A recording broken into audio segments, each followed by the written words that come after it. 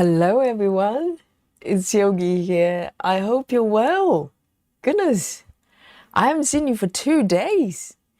I hope everybody's doing well and wrap up warm, unless you're in Australia. Put on the shorts and the bikinis.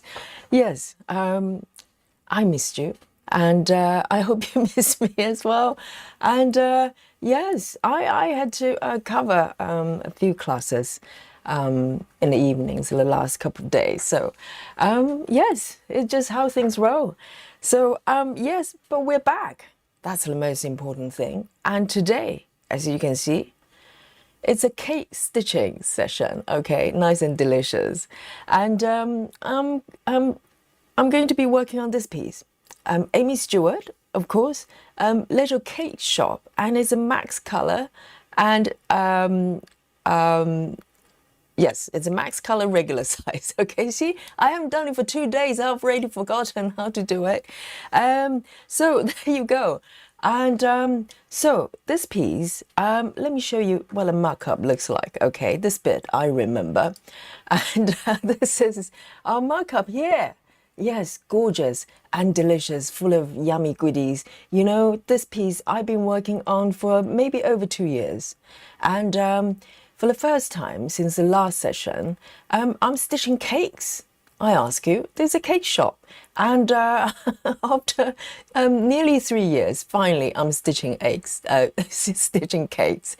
So this is what I'm doing today. And this is just full of, colors. And everywhere you turn, it's just very intricate. And this is, I've said this before, I'm pretty sure so far anyway, with the projects I've got, this is probably the most confetti piece out of all. Max colors. Majority of my heaven and earth patterns, they're max colors. So, but this one's definitely most confetti. So, but I'm up for a challenge. It is such a beautiful project. So, it comes with a certain effort. I'm here for it. I'm here for it. So, let me show you where I am at this point. So, after 2.5 years, or maybe a little bit longer, this is where I am. Okay, I started from upper left corner and gradually moving. Kind of at the moment, not particularly diagonal, but that's kind of the intention. Majority of the pieces, if I start from upper left, I try to move diagonally to all the right. But I've changed my strategies many times, stitching methods, as I do with all of my projects. At this point, I'm kind of just moving around this piece and stitch whatever I want, really. So just to show you some examples, I've got it here. This corner, I use maybe minimum to max that I try to stitch a little bit because, if you start from upper left with this piece, you're stitching the ceiling, the wall, and,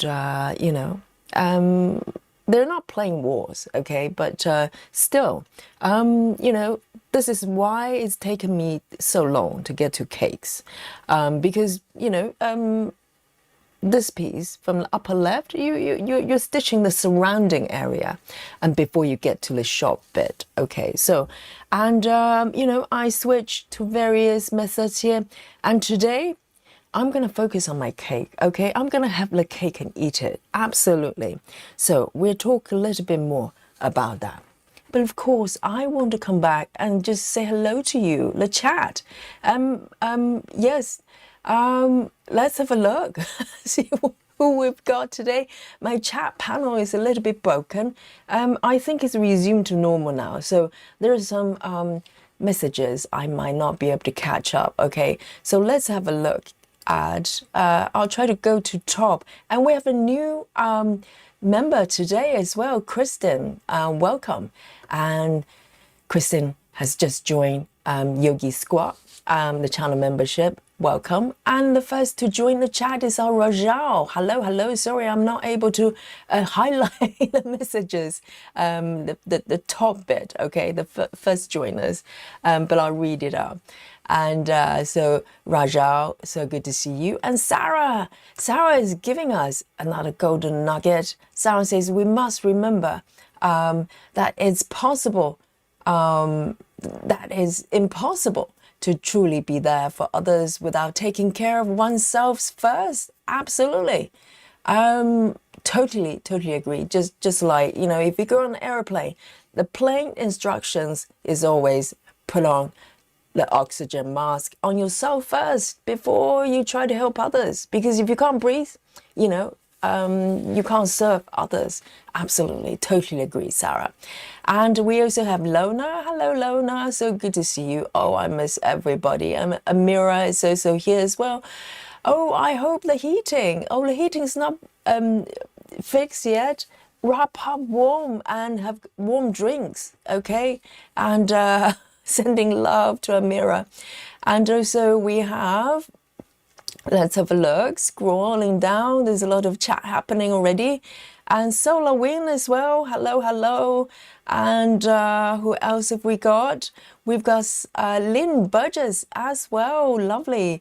So good to see you. And Wendy as well. Wendy says, good morning. Oh, heat wave conditions this weekend in Australia. Oh, that is just rubbing salt. And yes, better stay inside and stitch all day. Absolutely. Just snug up and, you know, have a cold drink, tropical drinks, and join us. And we also have, who have we got? And we have a busy mom as well. And BLT, Betty is also here. And oh my goodness. And Jackie is also here as well. Hello, hello. And lovely Suzanne is here in the chat as well. Clara is joining us. And who else have we got? And needles keep me busy. Hello. I love all these names. And I'll come back and say hello to all of you, okay? Bear with me. So I haven't really stitched much for the last couple of days, would you believe? It's just been really busy because, you know, coming back to the studio and everything, and students are coming back as well, all the members rushing back. So, you know, if there's any classes not being covered, is just disastrous. People coming back needing yoga. It's like food for the mind and body as well. So I'm doing my best to help out, you know. So here we go. But I'm so happy to be sitting here with you and in front of my cake. So this is my plan today. I'm going to stitch as much as I can for this cake, okay? Oh, it's looking really delicious. If you don't know what I'm working on, let me just flip the chart for you so you know what I'm doing here. Okay, so this is what I'm focusing on today. And it might look like nothing, but let me show you. Look at this. This is one delicious cake there. And it's so colorful as well. I'm not sure it's the two cakes stacked on top of each other, or maybe it's two-tier cake. I don't care. But it's lots, you know, happening here. There's some blue flowers in the bottom right as well. And that green, that jade, you know, green for the bottom tier there. It's just looking so delicious. So I'm going to focus on this area today, okay? And, you know, I want my cake. I want my cake. So this is my plan today. And what is yours? Let me know, okay? Let me zoom in here nice and close for you. And, oh, let's begin. And today, you know, great news. I've got, let me just zoom out a little bit. I've got my DMC master set reorganized. So I printed out my newer, the updated version, the newer version. Some of, you know, quite a lot of you have downloaded it as well. And we laminated cards as well. Finally, it's taken a few days, okay? It's like piecemeal a little bit because it's taken a little bit of time. And now I've got a new set, new organizer for DMC as well, because the last one was for CXE. So, and if you like the templates, it's there for you free. I'm just sharing what I've got there on the Facebook group. Okay, so you're welcome to grab it. And if you like a set like mine, there you go. So let's go. Okay. And welcome everybody. Rajal, yes, here. And Mandy has joined us as well. Jules Stitching, if I haven't read out your name, bear with me. It's me, not you. And so let me move my little kitty. And I've got my cupcake as well. Oh, I miss stitching so much. It's just crazy. 2 days, almost no stitching. I'm pretty sure 2 days I haven't touched anything. So the day before, I actually put on the stream. I set up the stream. I was about to, ready to go. And then I got a text. So, yes, I had to go. So I had to cancel everything and do that. And yesterday as well. It's weird because New Year's time, I don't know, maybe people just mingle more. A lot of people are down with flu and cold, and yoga teachers are not spared. Or maybe it's a hangover. I don't know. Okay, I don't know. Whichever case, they can't teach, so someone have to step in. And also, I had another fellow teacher for mysterious reasons. She broke a rib. How do you break, a rib like that? I just don't know. All sort of disasters are striking yoga teachers all over the world. So the first color, I'm going to pick one and start warming up, okay? So I might pick sort of surrounding areas there where there are more stitches. I'm going to just, pick what I like really in no particular order. Just start working on this area. And it's looking so delicious. Look at that. My little pink cake on top. So the first color I have chosen is a lovely pink. So a lot of pink and quite possibly some blue, green and blue as well. So let me just, so the first color is 600. Oh, I just need to show off this 600. It's looking so tidy. It's not going to last. We all know that. But, just to show you what it's like when it's brand new, okay, 600. And so I kind of just flip the cards like a book. That's why I have the text, the numbers kind of facing this way. So I can just flip it around like this. It's quite easy. 600, yes, my first color. Oh, we have a birthday girl, have we? Rachel. Which Rachel then? We have multiple Rachel. Let's have a look. It's all happening in the chat there. Dear, oh dear. Rachel who? Oh, Rachel, hello. And Rachel 5288, is that correct? Yes, sometimes we have the same name. Multiple stitchers share the same first name. So I like to be able to distinguish them, tell them apart. And Grace Houston is also here. Hello, hello. And we have we got a new friend? Piasko? Piasko, greeting from Denmark. Hello, Piaska. It's Piasko. I probably butchered that name, okay? Do not hate me. This is just what I do, okay? You're going to soon find out. Butchering name is my specialty. But welcome. How nice to have you. Denmark. I love Denmark. When I first started cycling in London, as a form of transportation. Nowadays, I only pretty much cycle, unless when it's too far, then maybe I would hop on the tube. Otherwise, cycling, bicycle is my main mode of transportation. And I was looking to cycling culture all over the world. Denmark came on top. I know Holland as well. But Denmark, something about Denmark, the cycle is just so elegant. So And Lita is here as well. Hello. Yes, and let me know what you're working on, okay? And we also have Julia as well. Hello, welcome. And Lynn as well, Lynn Kershaw. Lynn says, hi Yogi, nice to see you back. I like this project. Hi all to all the stitchers. Yes, I know. This piece, I have to admit, for a little while, maybe end of last year, I was a little bit, I kind of hit the plateau with this piece for some reason. I was just in the rut in general, not just this piece, but all of my projects. And, you know, I didn't know what to do. I kind of just, not so much losing the interest in stitching. It was just like, I felt all of my projects started to feel like they're all very kind of similar in the way I worked on them. And I was looking for something new, you know, and not just starting new projects as such, but finding a new way of working with, you know, my pieces. And that's why I started experimenting with 10 stitches and different fabric counts, you know, and that really fixed it.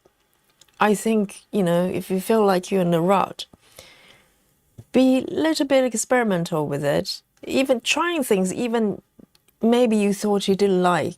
For some of you, it may be parking. For some of you, maybe extreme cross countries. I don't know. Just doing something different. And for me, it actually given me a reset. And now I love it so much. And I love this project all over again. So.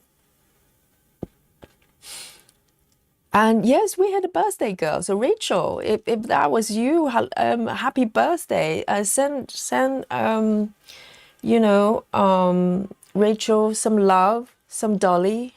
It's always good. Angelique says pink cake is the best. I know.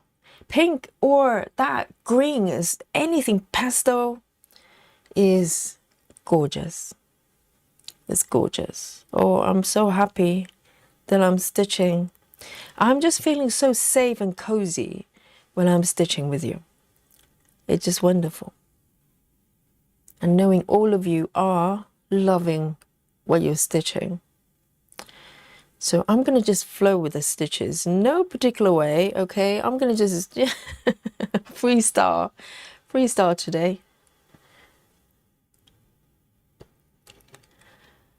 And we have another new friend as well, Floss Tube. Lee just want to stitch. Oh, that's a great name. Says I'm here. Tricia from Canada. Oh, new friend from Canada. Welcome.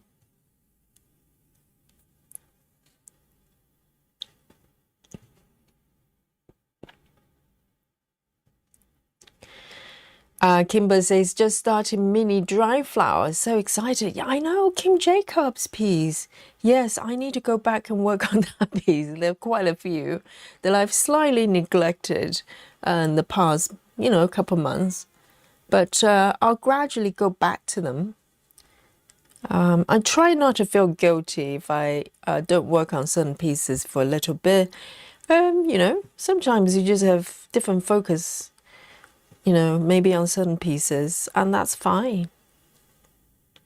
Because, you know, quite a majority of my projects have been with me for, you know, 2-3 years, and I always go back to them. I have not abandoned any single one of them.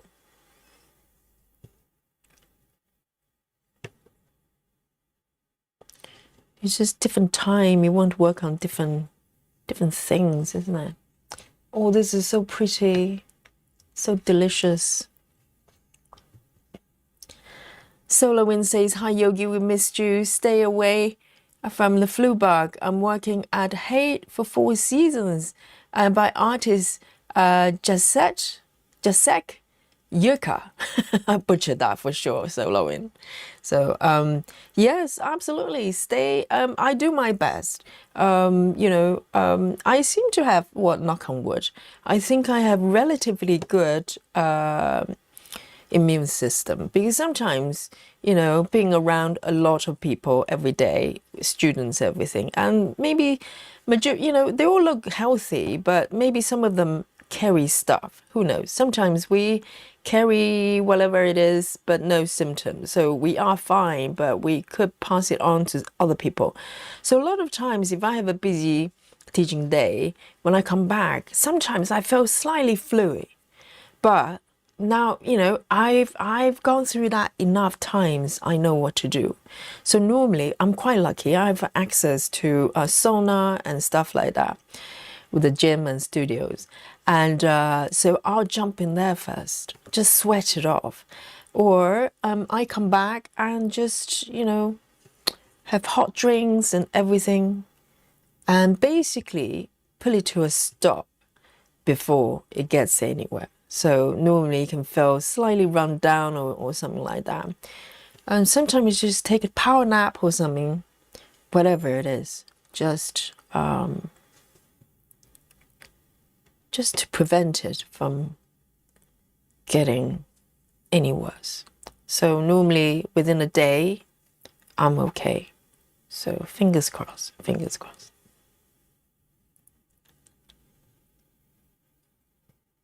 Jackie says, I'm working on my Hey Sao, doing abundance of fruits. I feel like I'm the only one doing it. Yes, I think that, if I remember correctly, that's kind of like a still life of some fruits, as it says on the title. Yes. Maybe there are others. If so, give Jackie a wave so she doesn't feel like she's on her own. I wonder if Hade can put out some sort of a percentage of a ratio, a percentage of people doing those pieces, such as, maybe there are at least 2 people working on Jackie's piece. Hey, Chrissy. Chrissy says, hi, Yogi. How are you doing today? I'm just watching today due to doctoring. A migraine today. Oh, dear. Migraine's no fun. I hope you're feeling better today. Yes, I bet you are. Now you're on Yogi stream. And hopefully stitching as well. So this is feeling really good. So I'm going to just flow around this area, maybe up to this block there. I don't want to move too far because I want to focus on this area. Stop building stitches around the cake. So I'll just work probably a block or 2 blocks away. Maybe just 1 block away.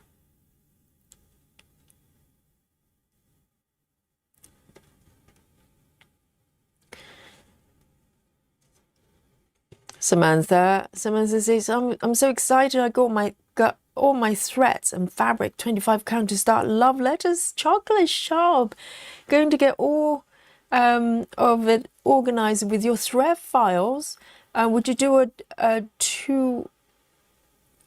a half, what? For a more full coverage.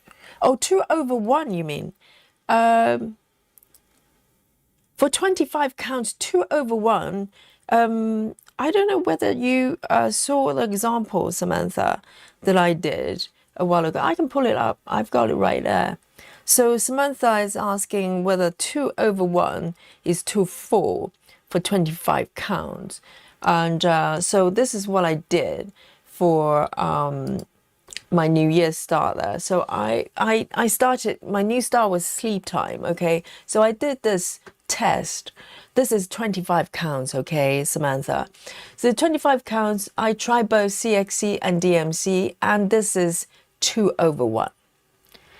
And my verdict, so each stitcher might be different, and it really depending on your stitching method as well.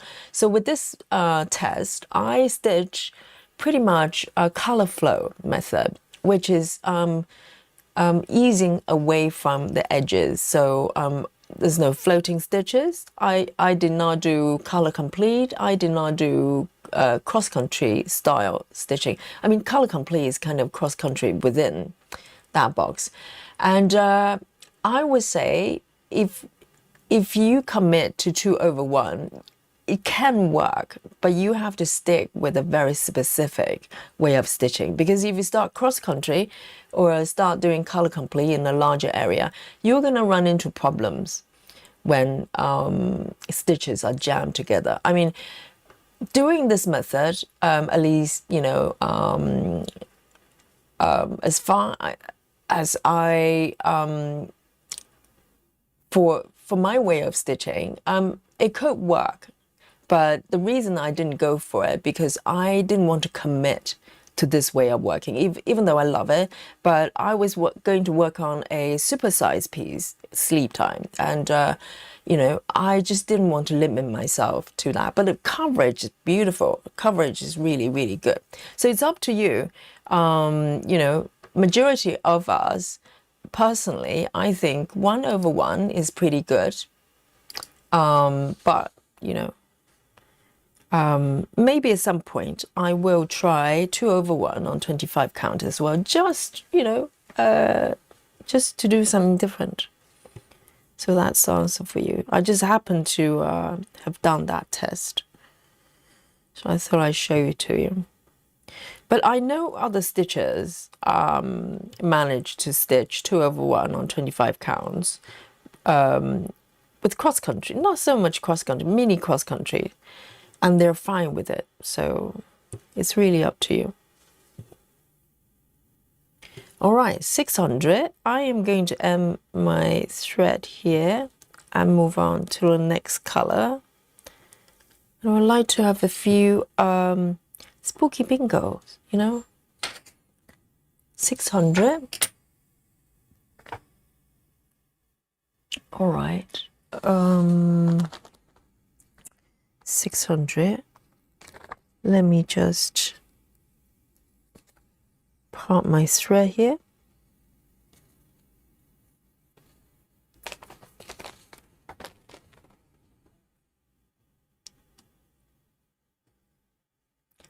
Okay, Pia. It's Pia. Okay, hello, Pia. I'll try to remember, okay? And it's part of your handle anyway, so I should be able to remember it. Yes, and welcome. Yes, it's like a, you know, memory test for Yogi every day, streaming here. Oh, Serena is working on hazel wings. No fruits then. Jackie's all alone. Here we go. So let me pick my next color. And let's have a look. How about this one then? All right. 3856. 3856. 3856. Oh, I love my new organizer. It's so tidy. It's so not like me. 3856. 3856 is a beige.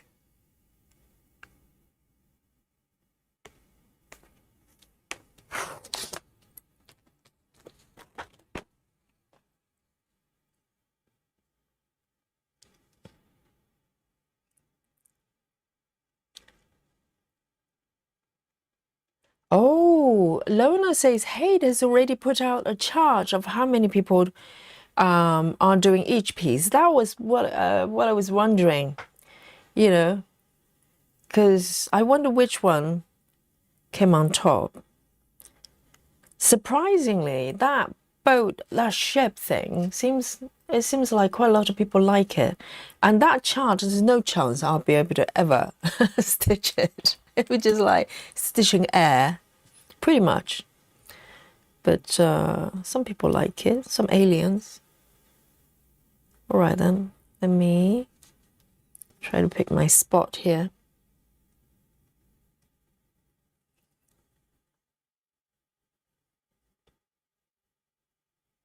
Jackie says, hey, I think there are 54 or something like that working on abundance of fruit.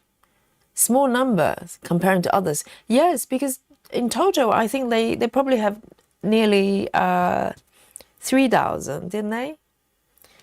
So out of 3,000, they're 54. But Jackie, at least you're not alone. And your piece, you know, once you've completed, is going to be so rare. It's like limited edition because no one else is working on it. You know, out of 54, I wonder how many of you are going to complete it. Of course, Jackie will, but, you know, your piece might be the only one that's completed. So that will give you the motivation to work on it.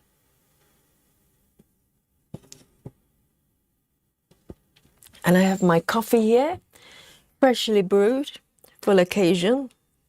Let me take a sip. Lona says, I'm doing 2/1 on a tent on 25 counts. 2/1 tent is fine. I think the question was 2/1 full cross. That's slightly tricky. 2/1 tent is perfect. It's the coverage is pretty much the same as 1/1. Oh, lovely coffee. Yes.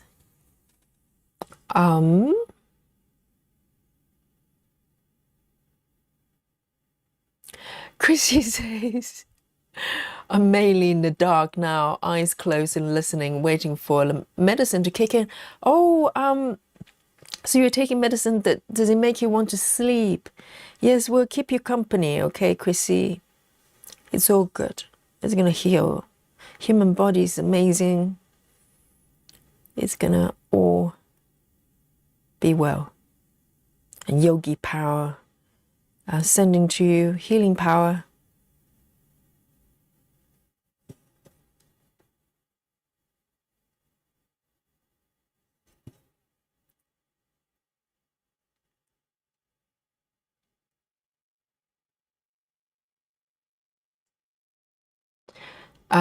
Needles keep me busy. Says I found 2/1 too labor intensive on 25 counts. I had a hard time with mini cross country color flow combination. After 1,000 stitches, I restarted 1/1. Yes, I think it's a venture. If I were to do it.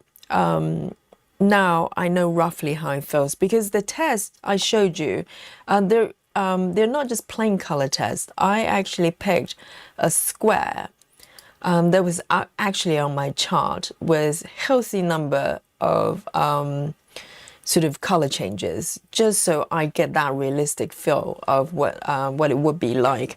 And to me, it was doable. It was doable. But then again, I barely, did full square. So I don't know how it's going to pan out if I were to do the entire piece. But I would still like to try at some point. I don't know, maybe a smaller piece that I would like to give it a go. But, for larger pieces, I would say 1/1 is pretty decent. The coverage here, to be honest, I have no complaint. It's quite nice to stitch.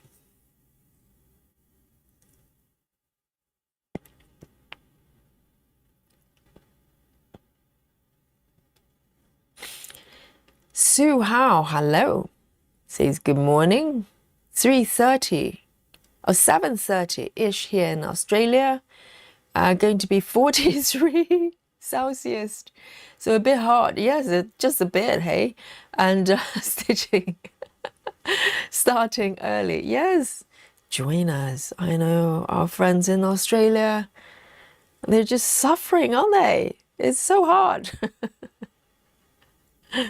Yes.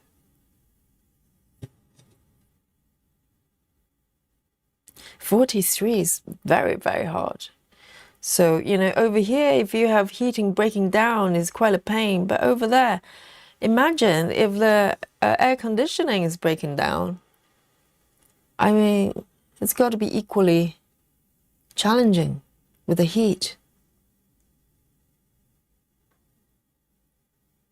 And today, you know, guys, today we snowed in London. Snowed, yes. And I counted the snowflakes. I think there were about 5 in total. Yes, I'm pretty sure. I counted all of them. We had about 5 flakes of snow. And so I looked out the window. I started to see snowflakes coming down. I grabbed my phone because it's, you know, it's rare enough to snow in London. You get excited. I thought I'm going to just, you know, maybe video it and maybe take a picture as a proof. And I thought it was just starting to snow. And by the time I grabbed my phone and head out, there was no trace of anything. Maybe I was hallucinating. But I'm pretty sure we had at least 5 flakes of snow today, and then everything stopped. So, but it has been quite cold for the last week or so. So it does feel like it could snow, but hey, you know, who knows? 5 flakes still counts. Lona says, "Yogi, Chrissy has a migraine." Oh, yes. So she's hoping the medication is going to kick in. Yes, I hope it does. A migraine is no fun.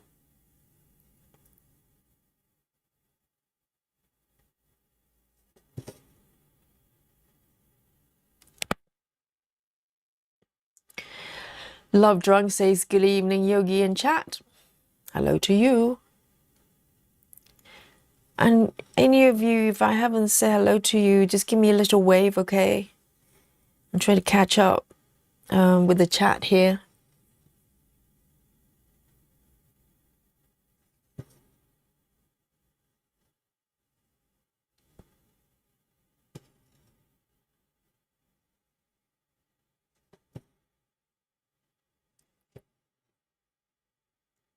And Chrissy, also, if you're able to fall asleep, I know it might not be very comfortable right now.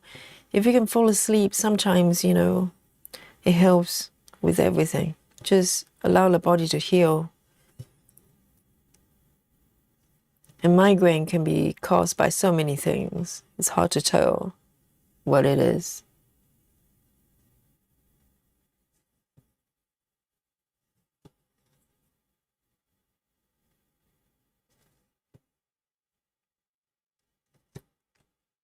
Very nice. And I'm going to end this color here.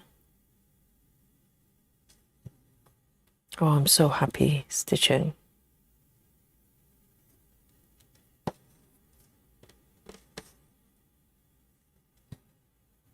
All right. So 3856, 3856.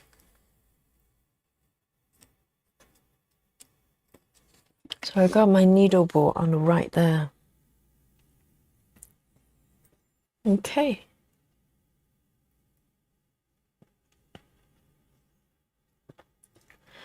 Floss Tube says, "Yogi, can you explain the color flow technique, as I never heard of that before?" It's actually pioneered by Gemma Stitches. So I don't know whether you're familiar with Gemma. Her channel name is called Gemma Stitches, and she's a lovely, lovely stitcher, very original. And look at my needle here, it's bent. I don't know what I did to it. Can you see that? It's my powerful grip. All the yoga practice. Can you see that? It's bent. I don't know what happened there. Oh, I have to retire this one. Or save it for a special occasion when I need a bent needle.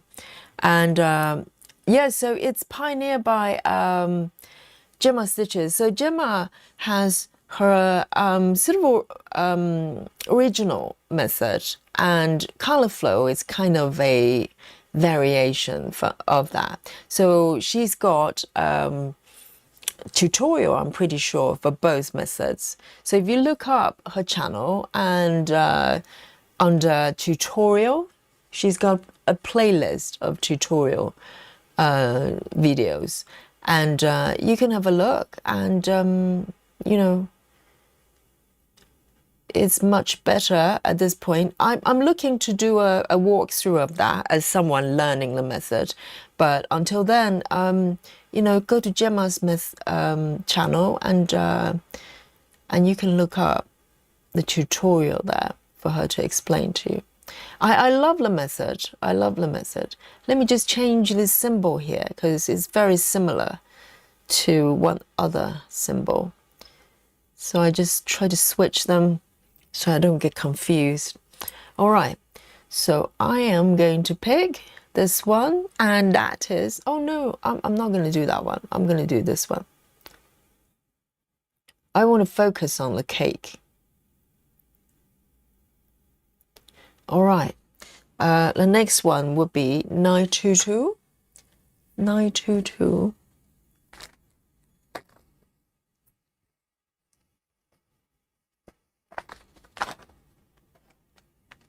922.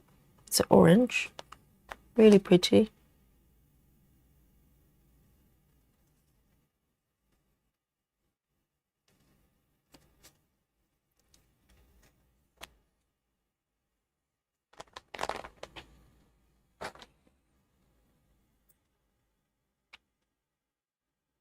Woo Woo, hello. Woo Woo says hello everyone. Evening everyone. And sat watching under many blankets to try to stay warm. We have lots of snow in the West Midlands and more to come. Wow, yes, I saw a couple of pictures in Scotland as well. It's just, you know, really thick snow, layer of snow. I'm slightly envious actually, because London's kind of cold with wind chill. We're minus 3 or 4 at the moment, I think, but no snow. If it's gonna be this cold, at least give me some snow. It's more exciting. So wrap up warm, woo woo, and keep the heating, you know, going. For sure.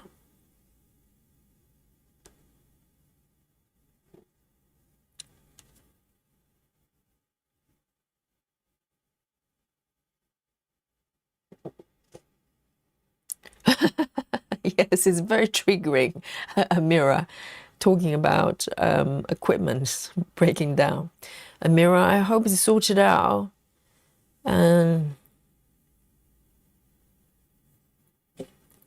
you know, heaters always choose the coldest days to break down. It's just the way it works. It's the law of the universe. I hope it's going to be sorted very soon.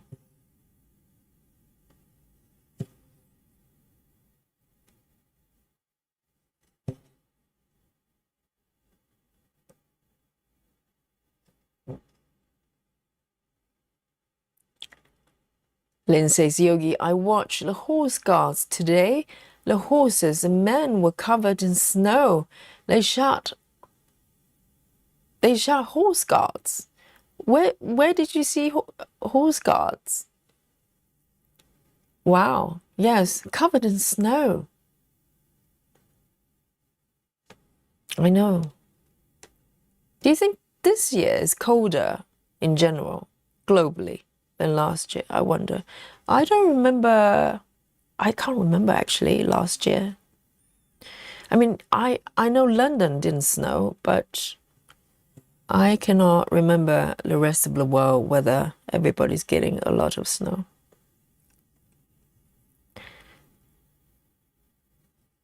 I wonder if this year is colder in general.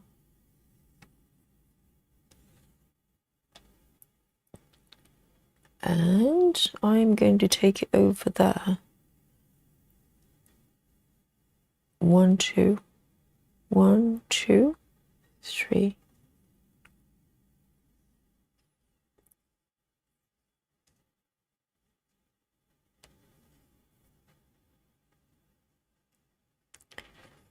Jackie says, I suffer from migraines due to something called CVM in my brain. The only way I can get any relief is by putting a hair clip on my eyebrow above the migraine. It sounds crazy, but works. Hair clip? What kind of hair clip? So there's black ones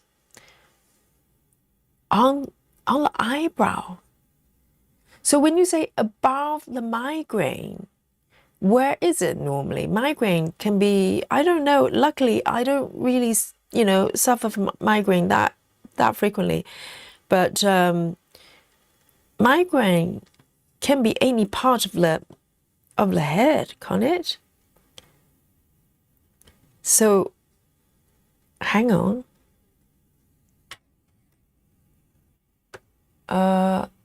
Let me just... Why do I see frogs? Someone's frogging already. Not me, okay? I'm good. Okay, so this is Jackie's comment here. So for those of you suffering from migraine, maybe you can give it a try. Hair clip on eyebrows. Wow. But how do you keep it there? How keep the hair clip on the eyebrow? Interesting. Oh,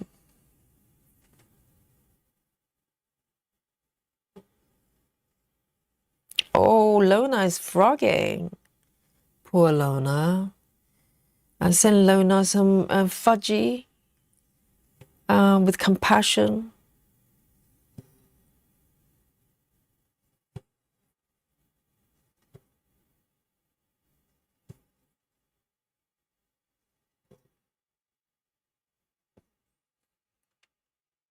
My cake is happening there.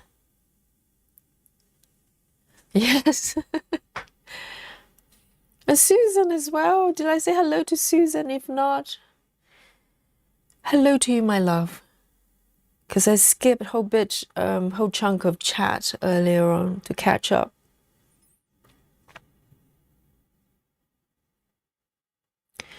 Rachel Morton, hello.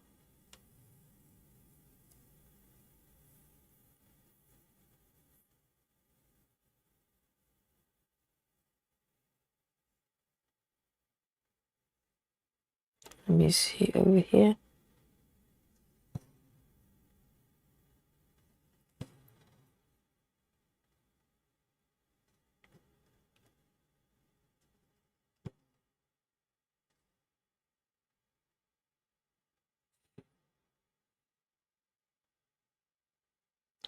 SolarWind says, Yogi, did you know that in Japan, they have a day in February 8th. They have a holiday called Festive of Broken Needles, celebrating those who sew. Really? Broken needles? Why is it a separate celebration for broken needles? Wow, they have a day for people who sew. What about people who stitch? Do they have a day for people who stitch? I think they should have a day. I mean, Sarah would never need to celebrate broken needles because she never breaks a needle. She has one needle per decade, maybe less. I don't know how she does it. That's why she's a captain of the Alien Club.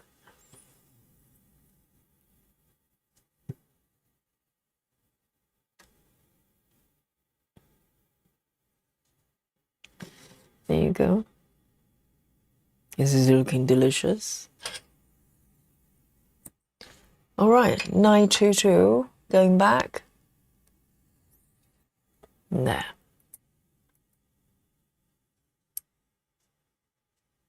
Jackie says here in Massachusetts, we're definitely have a colder, snowier season. The past few years were very mild. It does feel like it. It does feel like it. Because London, occasionally, during the winter months, there will be days that's slightly colder. But last year, I genuinely cannot remember whether we even had a single flake of snow. I don't think so. All right, 3326. 3326. I'm so happy stitching pink colors. 3326.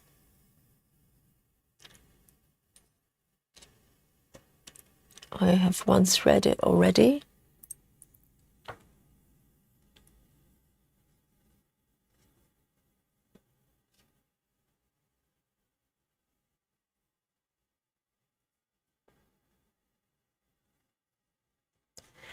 All right, let me just have another sip of my coffee here. Sarah's there ready for all the milk and cookies for aliens. That's the sort of main diet for aliens.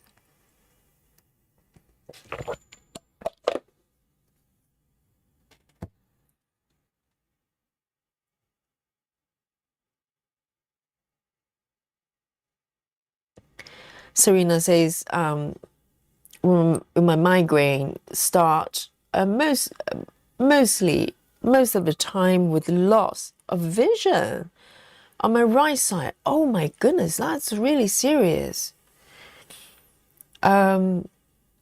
She says, then I know how to take Excedrin, because it goes really fast. Is this some sort of painkiller? Painkiller? Is it like aspirin or paracetamol? Wow, it's that bad. It actually impairs your vision. That is really, really serious. Do you know why it happens though? I wonder, because if it's migraine, you can cure the symptoms, but if you don't know why it's happening, it would just keep happening.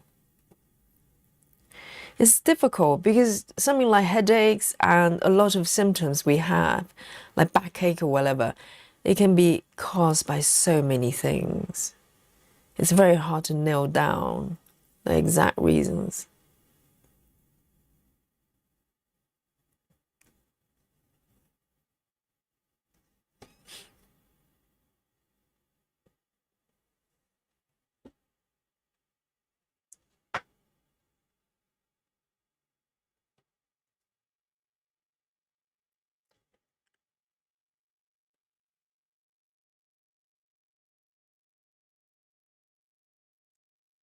Oh, Suzanne. Um, did Alex say hi to Yogi? Hello, Alex. I'm so sorry. Yogi had to skip whole chunk of chat, so I can catch up on what everybody's saying. So I must have missed that. So sorry, Alex. Well, let me show you my kitty here. Alex, my cake. Okay, but this cake is going to be so much more delicious than this one. This is a cupcake. This is going to be a full cake. Okay, you're watching it happening. Yogi's fabric. Okay, it's magic. A cake is going to appear right here. So hi to you, Alex.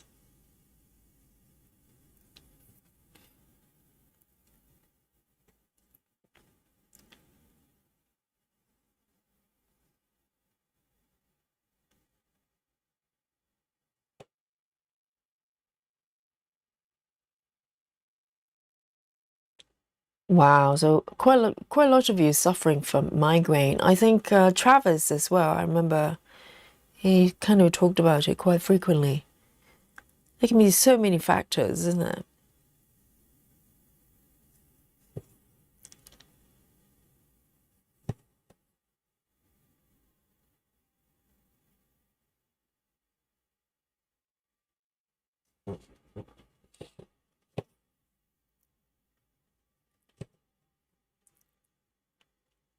And in my very limited experience with migraine, I remember when I had it, I kind of knew it was migraine because, you kind of go, well, what's the difference between headache, regular headaches, and migraine?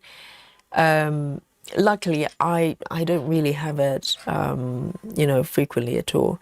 But when I had it, I definitely knew it felt different. It felt, because headache sometimes is just, it's like, it feels more superficial, in terms of sensation. But migraine is kind of deep inside, and sometimes, if I ever have it, normally it's kind of the right side of the back of my head, and it feels very, very different and very persistent. It's no fun, but probably not nearly as severe as some of you are going through, like Serena, with affect your eyesight effectively. Like, that's really bad. 3326 going back.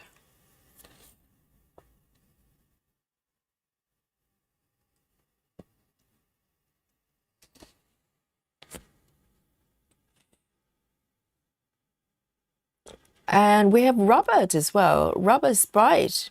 Hello, Robert. Welcome.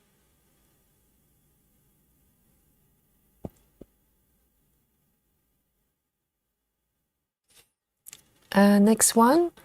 Let me go for it. I quite fancy just move down a little bit. I want to stitch a little bit of those green colors. That looks so appetizing. Let me see if I can start to work down a little bit. Even though I don't want to travel too far. Let's have a look. Maybe I can do a flip. Oh, I'm kind of quite close to the green zone. So maybe I can start working on, I love this feature, look. Let me have a look. This one. Let's start from that one. Oh, just one stitch? Serious? Just one stitch. I shouldn't be surprised though, because this chart is full of single stitches, ninja stitches. All right then, in that case, I'll flip back. I'll try to work in order a little bit. All right, so 2 stitches. 921, 921, 921.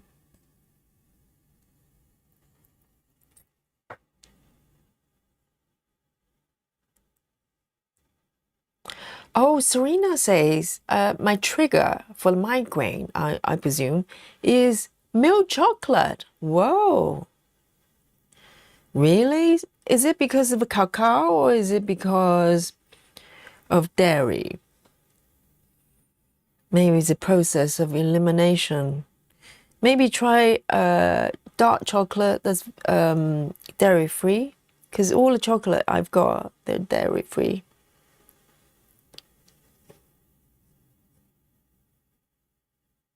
Yes, a lot of times could be caused by food as well. But a lot of food, they look so harmless, and everybody's eating it. You just don't think it's going to cause problem for you. And it's different from allergy, because allergy is very distinct. If you're allergic to something, it's easier to identify. But with migraine, it's probably not as obvious. So sometimes it's just a process of, elimination, of taking certain food away and adding back to see if it makes any difference. 921.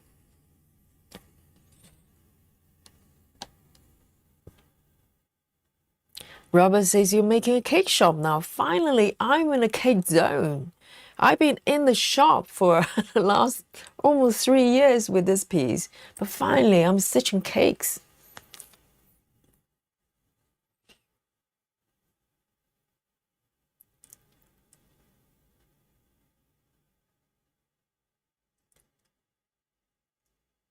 Serena says, Excedrin. Is it Excedrin? Is a special medication for migraine. Okay. I hope it works. Maybe it's just more potent painkiller. because regular painkiller is probably not going to work very well.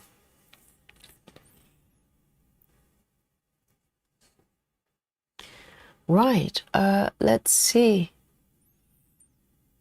And it's really good, probably a good thing to pass on any kind of experience or tips and tricks when it comes to migraine, because I think a lot of people have it. And it's one of those things, you know, if you go to a doctor, if you go, well, I have headaches, and they're going to go, well, we don't know why, I presume. It's probably quite hard. They can probably treat the symptoms, but I wonder if they know why it is. All right, let me pick one more color here. 3 stitches. Okay, 3, 5, 1. 3, 5, 1.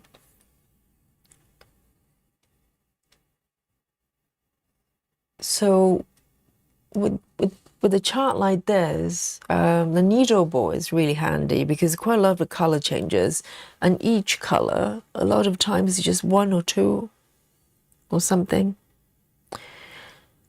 So let me get this one first.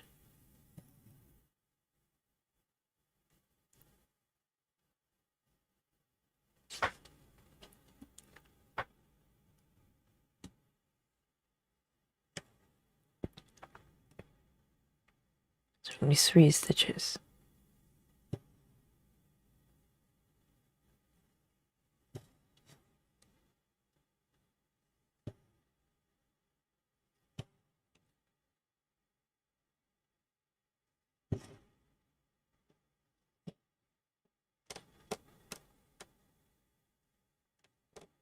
There you go. And I'm gonna just do a pin stitch here.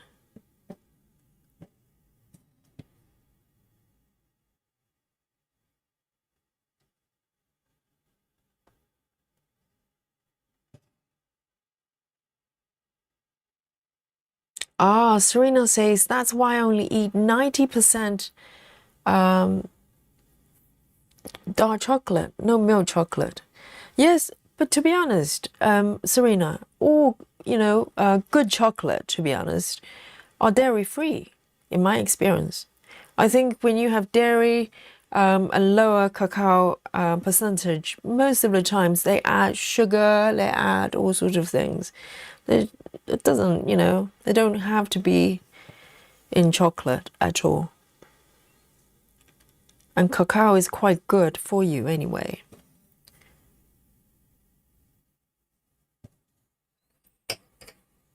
But 90% is pretty challenging. The other day I tried 90. I survived 2 pieces. 350, 351.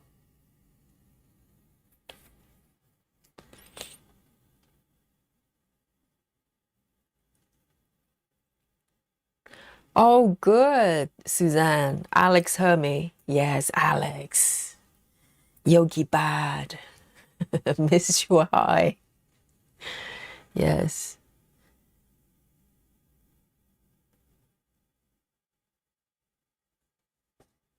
All right, let's have a look. What color is this? Oh, nice pink. Okay, then. Let's have a look. Let's do this one first. 604. 604.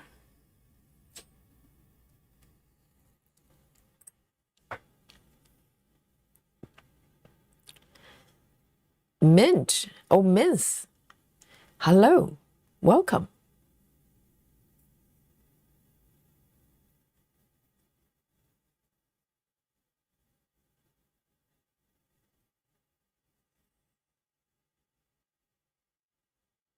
Ah, so headache medicine is actually aspirin and caffeine.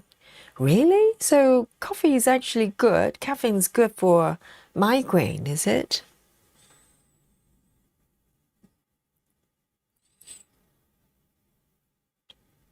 Oh dear, looks like we have a lot of migraine, you know, experts here.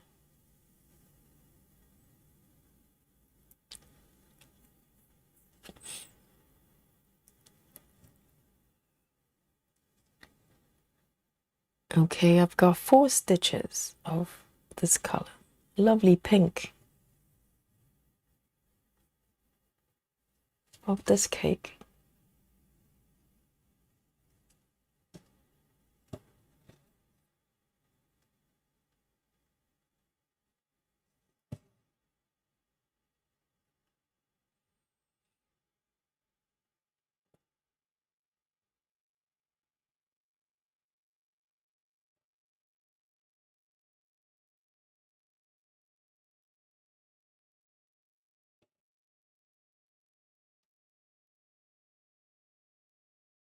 Oh, Spooky Bingo. Sorry, I just got it.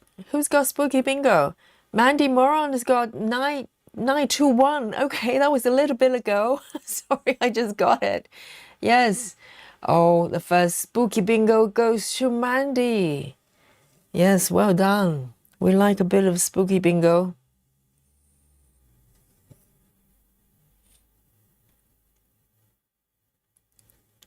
Flash the Spooky Bingo card for Mandy. Yes.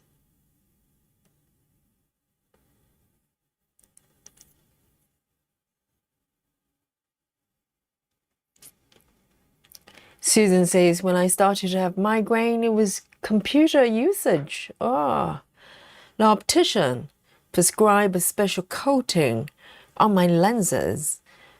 It mostly worked. Okay, so it was caused by, when you say lenses, maybe glasses? Interesting. So it's caused by maybe prescription. That's not right for you. And that causes migraine. Yes, it can be caused by so many things because ultimately headaches or migraine is a symptom. It's not a thing by itself.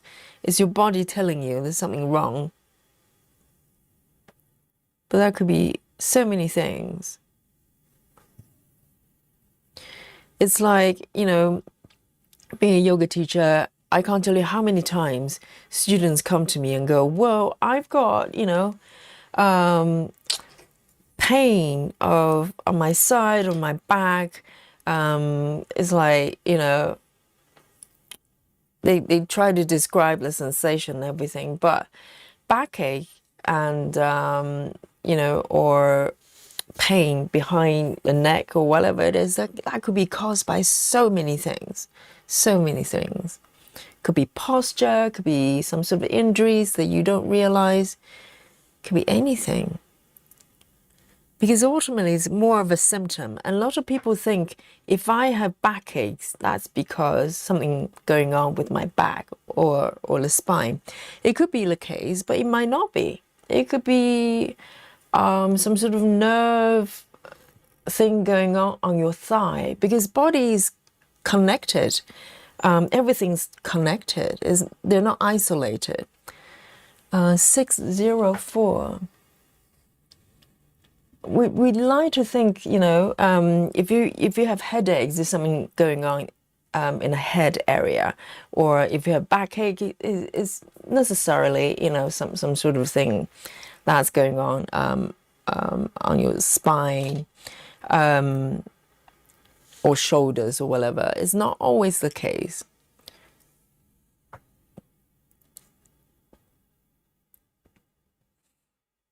Because body parts are not isolated.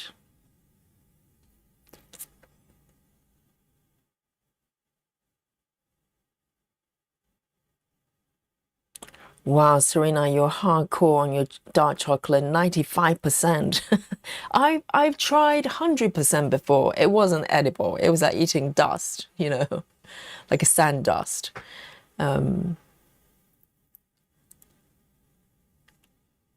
Susan says, can you have chocolate if you don't do stitching?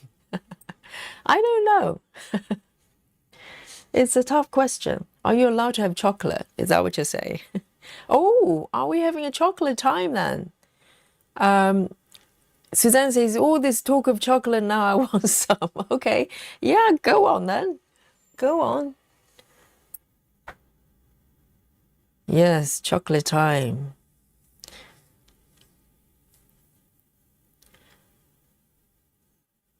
Nighty night, Serena, and have some restful sleep.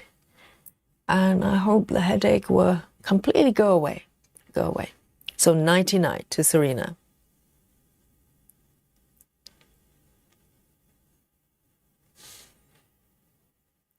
All right then. Let's see. And I'll join in for a bit of chocolate in a bit.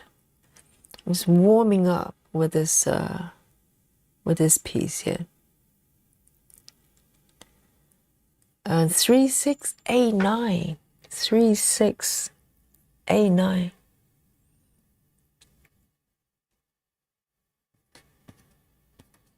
I do have one threaded. You're welcome, Serena. 99. Hey, Michelle, lurking from work club. Yes, we have a work club. And so good to have you, Michelle. Thank you for saying hello.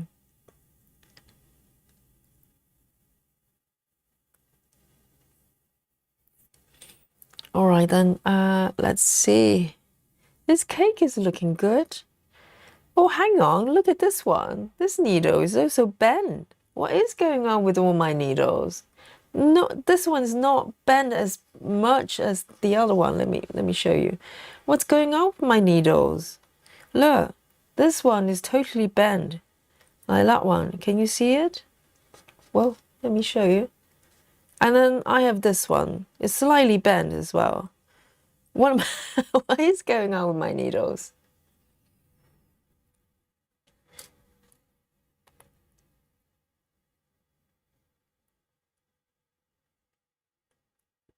Min says, what app do you use to track your project? I'm using this one is called Saga, Cross Stitch Saga. Yes, quite a lot of us in this group using this app. And I'm using it on my iPad. Let me have a look. Where am I? Here.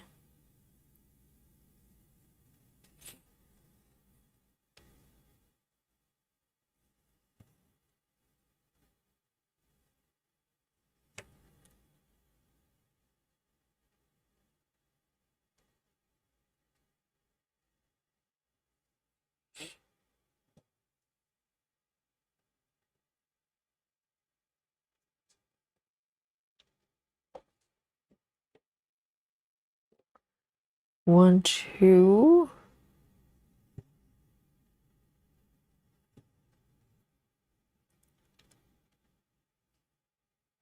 Amira says, as you have unlocked the secret magical ability of needle bending. I know, instead of a spoon, I'm just bending needles with my mind, my powerful mind. Yes, I know. But I don't want to do it to overdo it, because I'm going to run out of needles again. I don't need them, you know, Amira.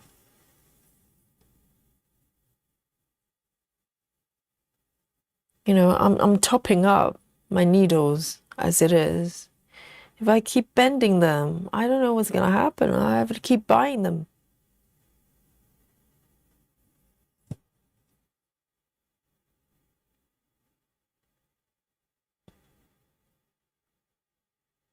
You know, I remember watching people bending spoons. I'm just thinking, what's the function?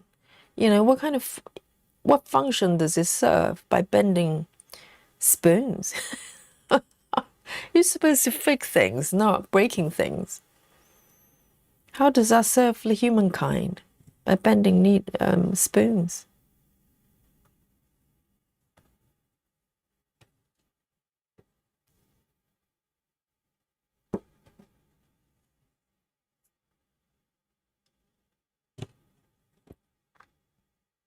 All right. Very nice. 3689. 3689.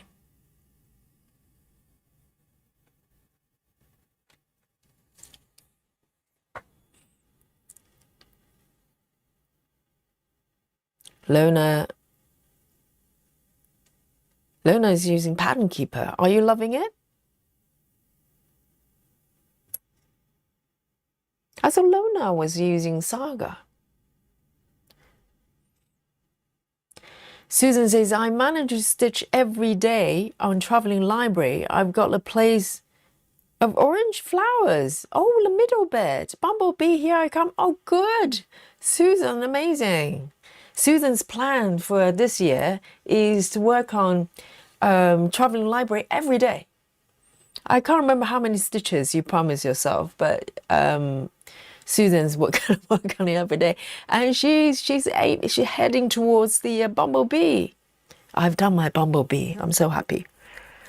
Yes. So bumblebee is right in the middle of the Traveling Library. Maybe only you and me, Susan, you know, so far have gone to bumblebee, in the bumblebee zone. We're the pioneers.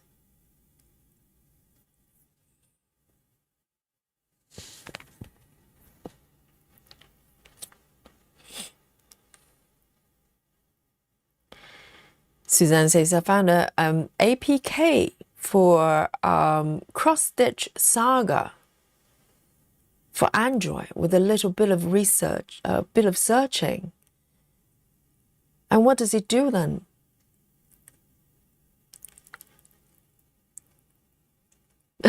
Suzanne Yogi just bend them back.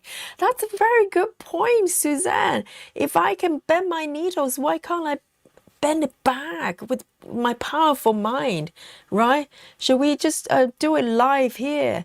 Here's my bent needles, and I'm gonna just do my ujjayi breath. See if it's gonna bend it back. There you go. 3, 2, with the powerful hands. There's an energy in the hands. And 1, and watch my needle turning straight again. Straighten by itself. Can you see that happening? I can't yet. Can you? Oh, it's not working, Suzanne. Maybe I just need to work harder on my... Maybe it's a magic spell I need to still bend, Suzanne. Maybe with the power of your mind, the chat. Go on and chat. Send your, you know, I don't know, energy over to this needle. See if it's going to bend it back. I need this needle, you know. Every needle counts. The powerful might of the chat. Can we make it happen live here on Yogi Stream? Dear, dear. Yeah? No, no takers.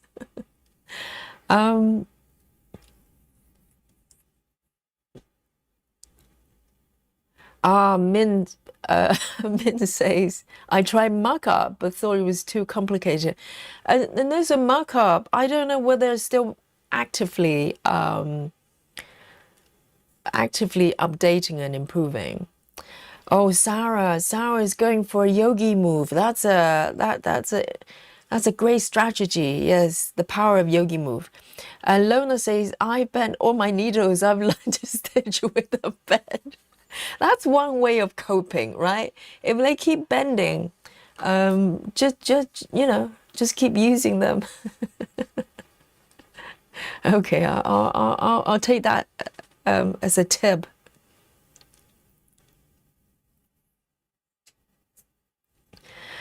Susan says, you're going to need another 10 packs. I know. I just got 10 packs of John James needles. And here I am. I'm not running low yet because I freed up some of them from the needle board. But the fact that I have to do that is quite shocking. 3609. My needle is still bent, guys. Help. 3609. 09. Yes, I do have it. Lona used them both. Yes, that's good.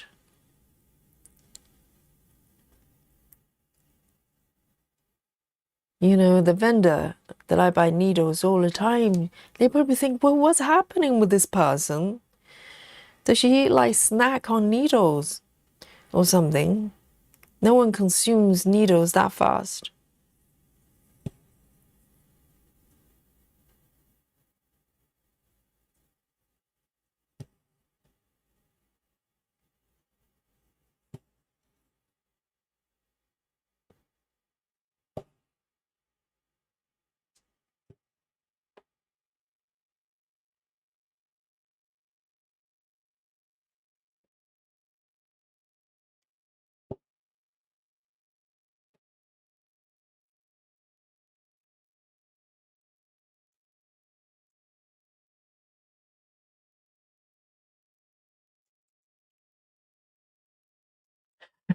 Michelle. Michelle, did you put, did you send your energy over through your phone to help me straighten my needle? It's teamwork, It's not all me. I do my best. But I need power from you, all of you.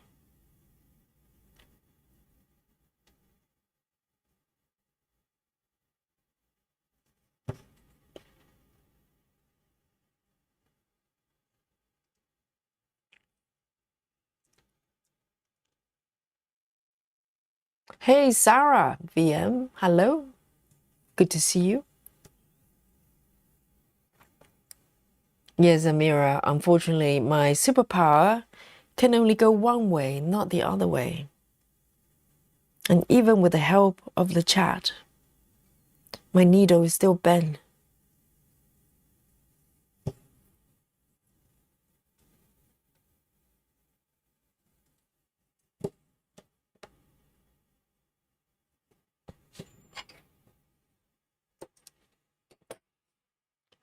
Three, 609.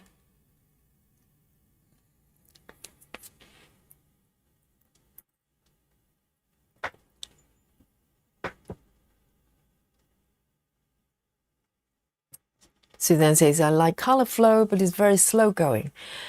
There's something about color flow. Well, I'm slow anyway, so I'm in no hurry, okay? So I'm probably in a better position. If you're normally super fast, like alien fast, and you do color flow, in the beginning, though, it might slow you down because you have to think about what you're doing, right? But I think if you do it, if you give it a chance, it will gradually become second nature. It's kind of like that with me already. I'm slightly faster, I think, because I don't have to think about it that much. I just look around the pattern, the symbols, I know where to go next. And so I think it comes with just doing it. All right, I'm going to do this side a little bit. I think I've been... this bit is still part of the cake, I think. 407. 407. Yes.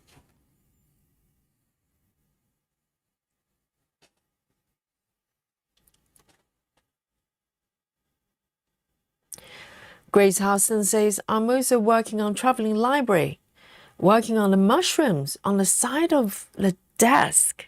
Mushrooms on side of the desk. There's so much going on with that pattern, even with that description.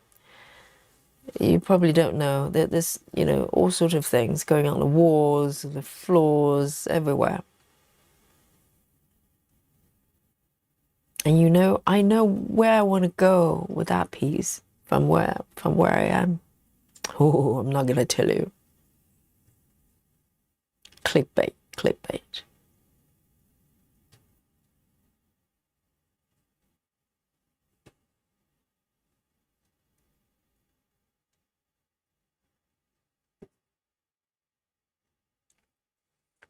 Lona says, I use Saga, Pattern Keeper, and Markup. Oh, you use a whole lot. Yes, why not? If you have access to all of them, you just... Depends on the project, the way you stitch. And you just, use them all for their strong points.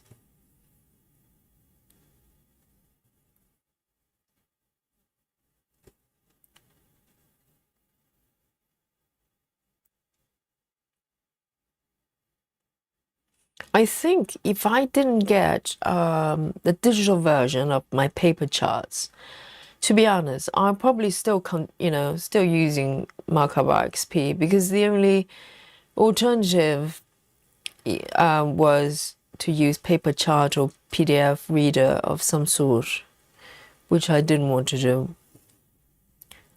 But I'm really happy that now I'm free from paper charts, for now anyway.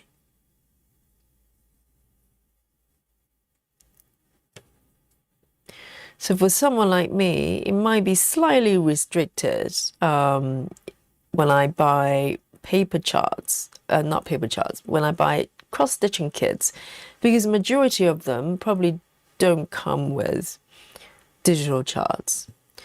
And I do not, you know, I much prefer to work with digital PDFs.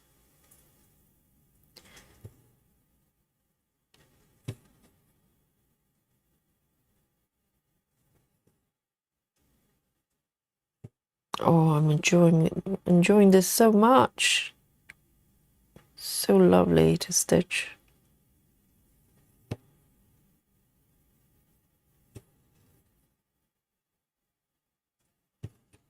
Okay. So this one is 407.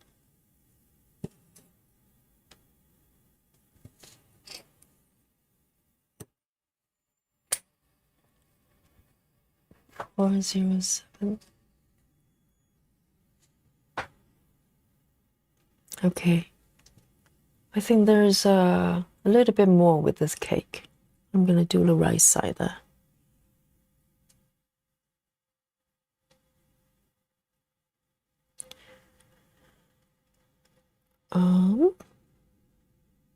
One stitch. How nice. 34. 34. Do I even have it? 34. I bet I do, because I kitted up this one. This was the first Heaven and Earth max color charts that I kitted up. 34, 33. Yes, I do. And it was so weird because prior to this, I'm trying to think. Did I kit up? Yes, I kitted up the Chirma Kitties quote room piece, the mini one, my first attempt of that one. And it was 90 colors. And then I went on to kit up this one. It was really shocking because it was 200, well, nearly 240. And I just didn't know what to do. And that's when I decided to get the full set of DMC, because I'm just thinking 240 colors is pretty much half of the DMC colors. And yes, that was when I decided getting the full set was the way to go.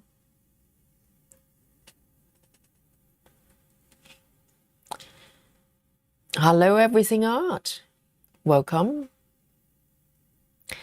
Everything Art says, how do you convert PDF to Saga? The pattern I have, if I copy paste the symbols, some of them come up as unknown.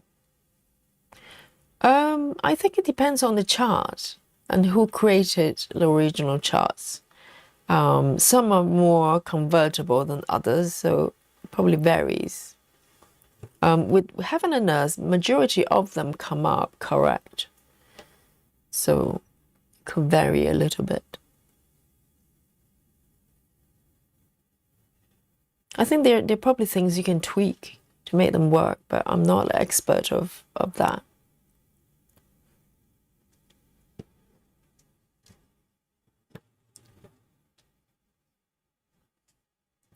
Lona says, I'm ready to install PC Stitch on my laptop. What is that? Is that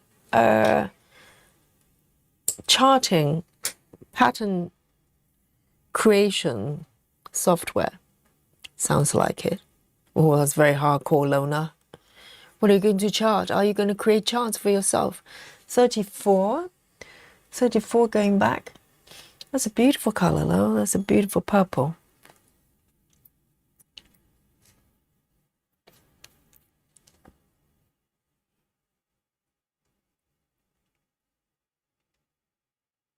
And Next one, 3861. 3861.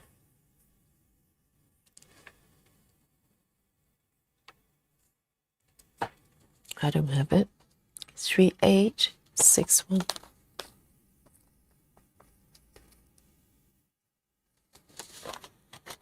Okay, 3861.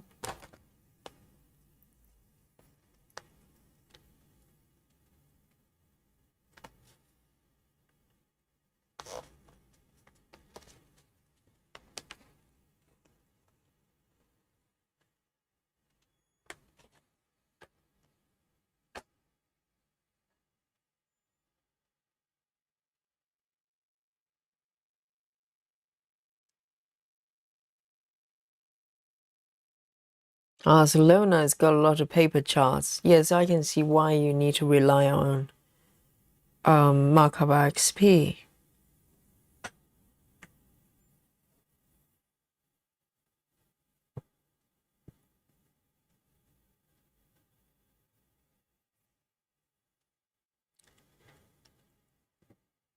Let me start here. 1, 2, 3.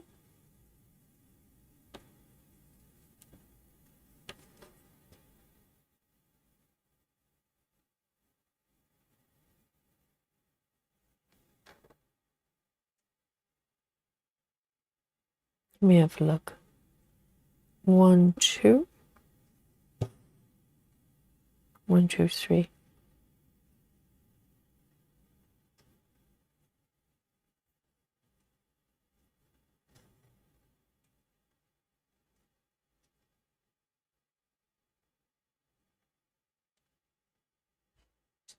Hello, Bex. Bex says good morning. Hot, hot in here in Australia. 43 Celsius. Oh dear. That is way too hot for, not just for stitching, for anything. I hope you're nice and chilled. Oh, this one. I don't know what's happening. 3861. This color.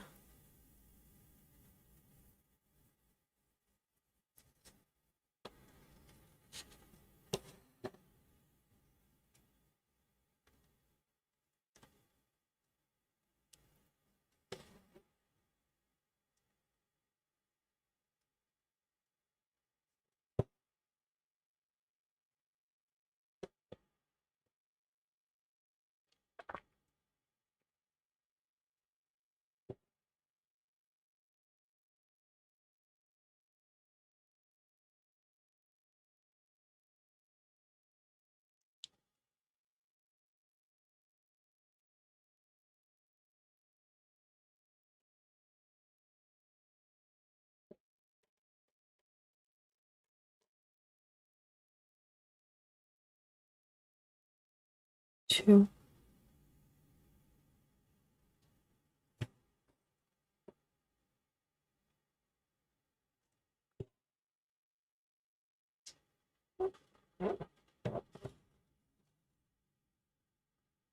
Bag says, gorgeous colors, Yogi, looking fabulous. I know this bit is so much fun to stitch. I'm stitching my first cake of this piece.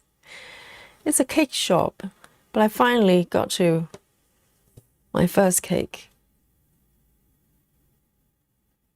And from this point downwards, if I keep going toward the center, it's just like loads and loads of goodies. I cannot wait. And I cheated a little bit. I still have this area on the top that I haven't stitched yet, but I'll come back from time to time. And there's a little bit of a wall space that I haven't stitched, and ceiling as well, but divide and conquer, I think my problem with this piece was I was trying to stitch in order, in pretty strict order, and I just got to the bits, kind of sticky points that I wasn't enjoying as much, or maybe it's too confetti and stuff, and I kind of just lost interest for a little bit. But now, I kind of given myself the freedom to just switch around locations and stitching methods. It kind of, you know, revive my love for it. 3A61. 3A61. Because I had to remind myself, you know, what am I doing here? You know, this is not a job. I have no obligation to follow any rules. If I don't enjoy it, you know, there's no stitching. So I might as well break the rules, because before, prior to that, I was strictly doing either parking method or mini cross country. So you can see all area behind me that was stitched, and some loose stitches here, but not too far away. So that had been my sort of method of stitching, and it kind of got me in a rut slightly, because I was so insistent on having to, you know, do it that way. So, and now I just freed myself. I want to do the cake, I stitch the cake.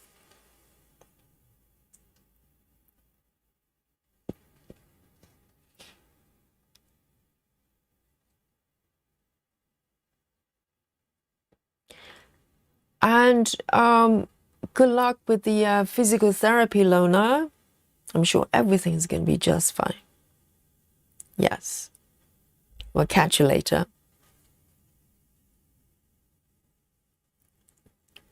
All right, then. I'm going to venture down a little bit. Oh, actually, there's another one I can do. This one looks very inviting.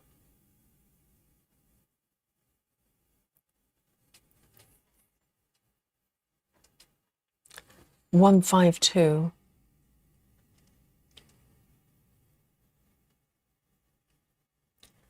152. Do I have one docked? Nope.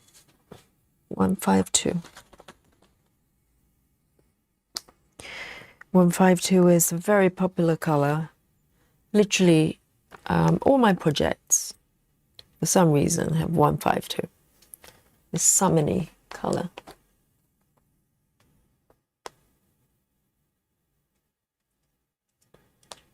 And this is one of the few colors that I had to buy extra scans, because my full set, to be honest, have lasted me quite well. I haven't had to top up that many colors. Probably 310, 152, and a few others. Some browns. All the other ones, I still have plenty.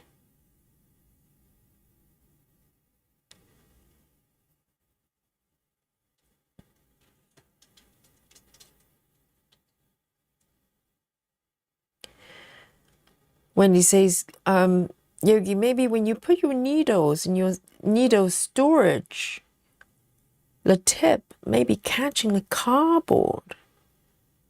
Do you mean my my organizer? No, I don't stab it through the cardboard. I don't know. Wendy, do you not think it's my powerful yogi grip that's causing the bendiness on my needles? It's a part of manifestation of the, I don't know, the inner power, Wendy. It's not a cardboard, no.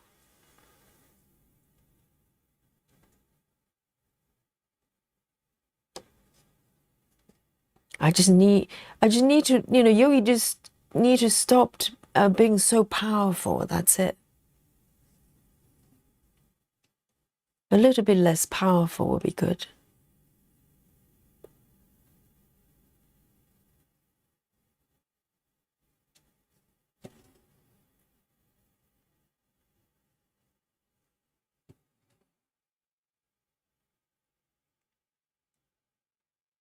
Lizzie says, Yogi, where did you get the cupcake needle miter from? It's so cute.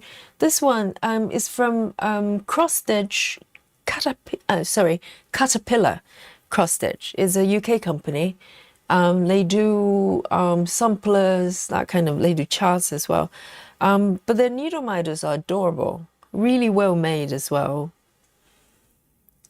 Because some of them, you know, they look a little bit rubbish or poorly made. Some of them are really well made on Etsy as well that I got them from. Like this one, for instance, I probably got this one. Was it from Etsy or maybe one of the stitching fairs that I went to? But you can always tell when a needle miter is well made. They just look nice and polished. And this one as well from Cross Stitch, some Caterpillar Cross Stitch.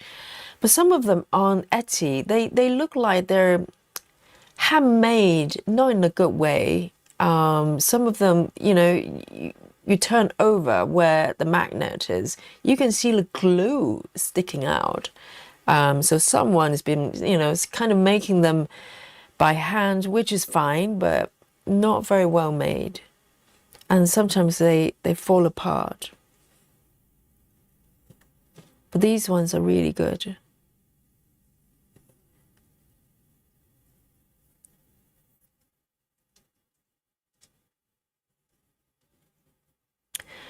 See you later, Mira. Have a restful night and keep yourself warm, okay, darling?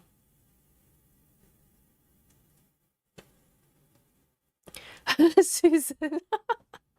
Yes, I was trying to think of the guy's name. Yes, Susan says Yogi Origella of the stitching world. Yes, the spoon bender, the needle bender.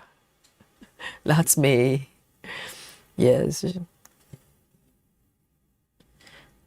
That guy was interesting, wasn't it? Was he the OG for spoon bending or the others? It just seems like, why spoon? Leave the spoons alone. You know, bend something else. Bend the chair. Bend the chopsticks. How's that? That'd be amazing. Or bend the baseball bat. You know, I'd be impressed. You can't cheat that one.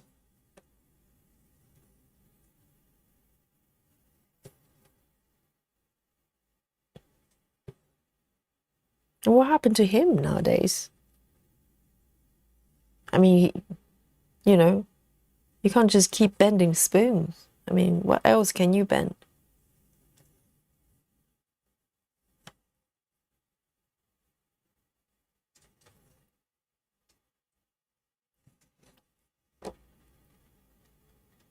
This cake is so pretty, my goodness.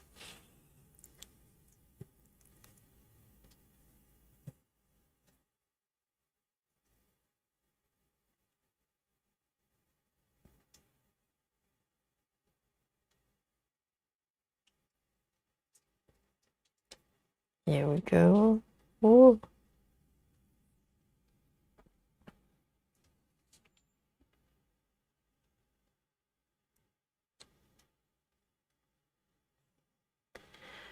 Lizzie says Cross and Craft has some good needle miters.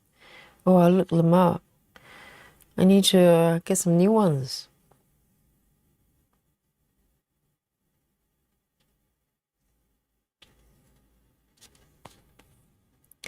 Suzanne says he's got called out as a fraud and kind of hid out. Oh, really? Fraud as in what? So what was it a hoax? The needle, the spoon bending. It was always a little bit iffy anyway. I think with spoons, if you bend, you know, apply some pressure, I think everybody can bend it. But with force though. Whereas needle, oh, that's a different league. Needles, you have to bend needles with your mind. It's not that easy, okay? It might look easy, me doing it, but it's not easy at all. It's that inner power.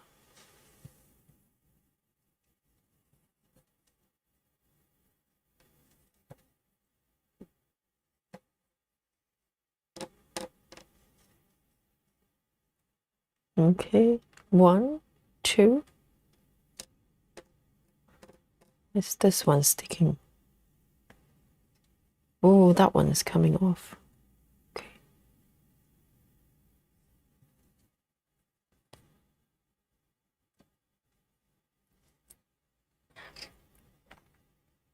I'm gonna cheat with this one.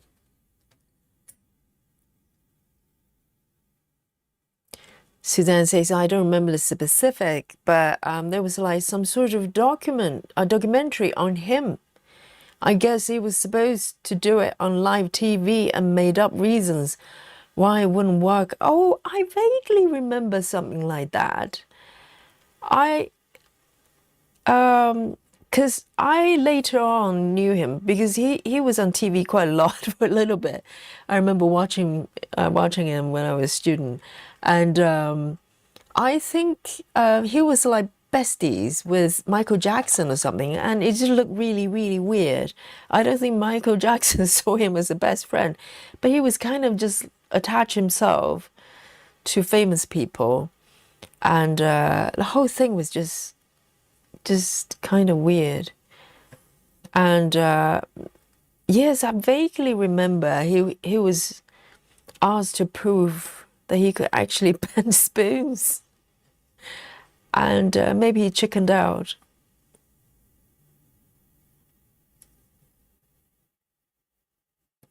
That's just terrible, isn't it? Your whole career is based on, first of all, bending spoon, which is not very useful for the humankind, and also it's also fake as well. That's not going very well for you.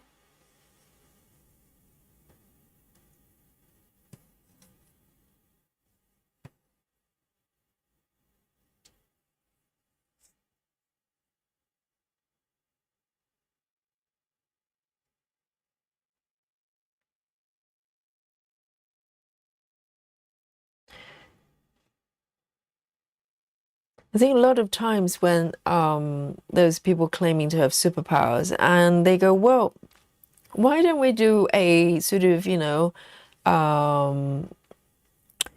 what is it called? When they do in a control environment, that's it. And they always come up with reasons like, the vibe is not right or whatever, and try to explain why it's not working. I remember there was it a woman or a man claiming, a guy, I think, claiming that, or maybe it was a woman. It was a cult leader or something. I get things mixed up. There are a couple of them very similar. They claim they don't need to eat. They can just live on prana or something. And, they can just go on with a little bit of water maybe, but no food for life, for eternity. And I think it was probably a lady, a woman, who was this kind of strange cult leader. And someone put her in a lab and tried to monitor her and stuff like that. And I think similar situation. She just came up with reasons why, she couldn't do it anymore or something. It's the same story. 152?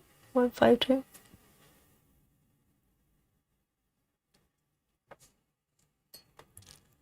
Why would you, ever want to claim that you don't need to eat food? Because someone somewhere is going to ask you to prove it. And it's very easy. All I have to do is just lock you somewhere that you have no access to food and see what happens.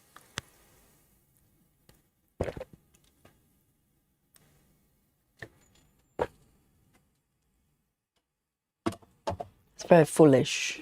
Very foolish.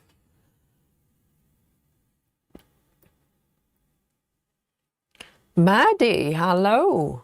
Maddie says, I'm working on a smaller pattern I just got from Etsy. Deer with cabin and deer. Oh. So that's what it's called, deer with cabin and deer. Double deer. On 14 counts Ada, looking good so far. How wonderful, 14 counts. I love 14 counts. Yes, I think this year, well, not this year, this is a new year.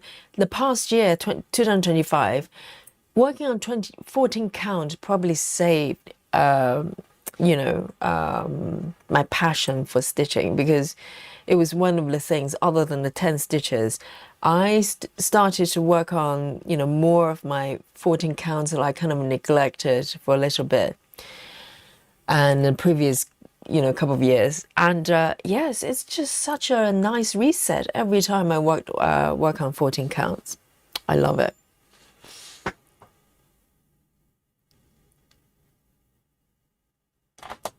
All right then, I would like to move down a little bit. I keep saying that, but I keep going to this bit. I want to work on some green colors. I really fancy that. Or maybe with some blue starting from here, because I want the stitches to be connected with each other. I don't want to jump around, like float away too much. So how about if I pick this one? I really want them to be connected. So, but a lot of quite a few ninja stitches here, which might be okay. This one looks good. All right then, A33. It's a green. A33.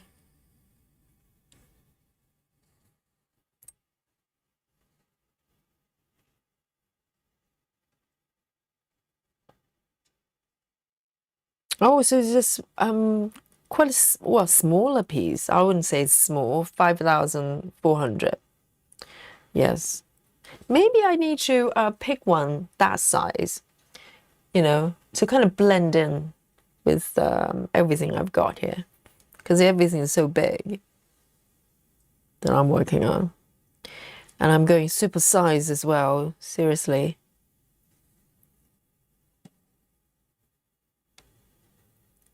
One, two, three.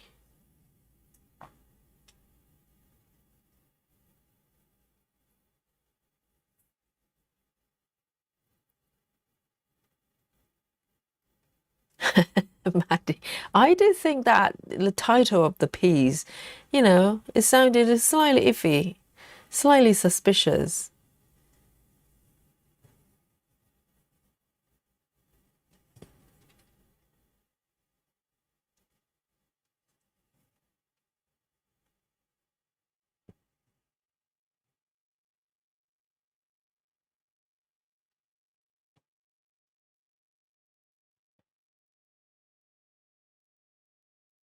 All right, 3 stitches. It's the beginning of the second tier, the bottom tier of the cake.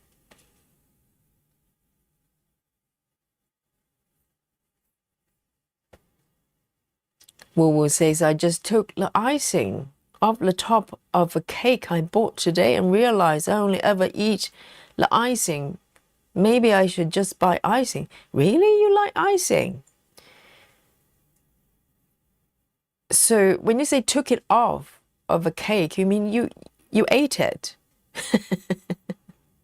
So you just peeled off the icing on the cake and ate the icing. Well, that's an alternative way of eating cakes. For me, I'd be avoiding icing. I don't like icing at all. I think well, it's just pure sugar, isn't it? And I'll probably, my body goes weird if I take too much sugar. And also it's not very tasty. It's just sweet. That's it. Icing is a weird thing. Or maybe if we share a cake that's got icing on it, you can eat the icing, I'll eat the cake. It's teamwork.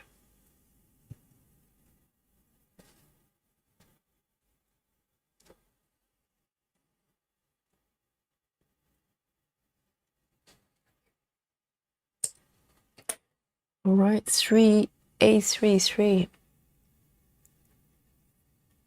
And I think icing essentially is just icing sugar plus.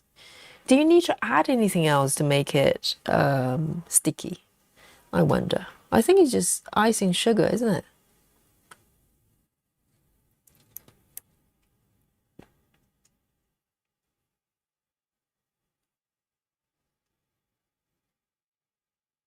That is very true, Maddie. It's all relative, isn't it? It's not a small piece, but maybe smaller than most things we work on.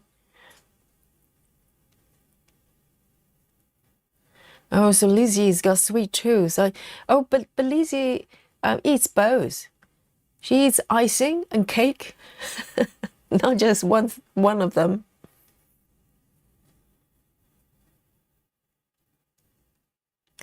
Oh, so Wu is the icing eater. That's unusual. Yes, because it's really just sugar. So really, Wu Wu, you bought a cake. Essentially, you can just buy some ice cubes, not ice cubes, sugar cubes.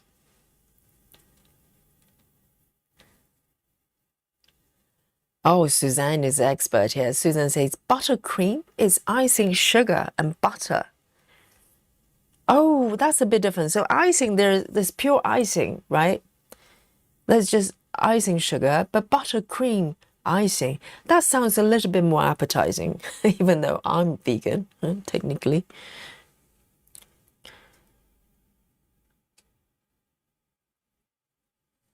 All right then, let me have a look. It's another green. Oh, this one's good. This one, it's got a whole bunch of stitches, and it's 3819. 3819. 3819.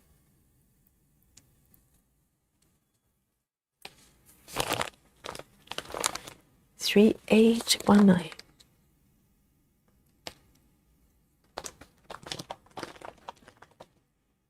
It looks, it's kind of greenish yellow.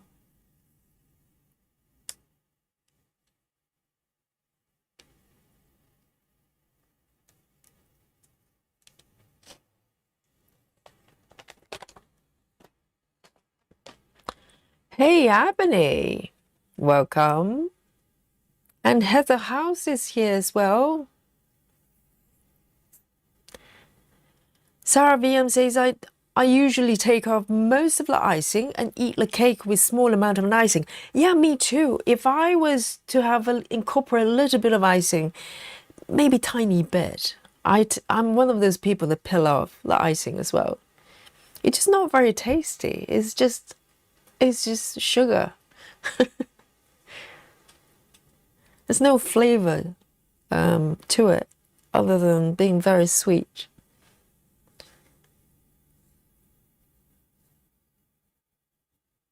All right. Yeah.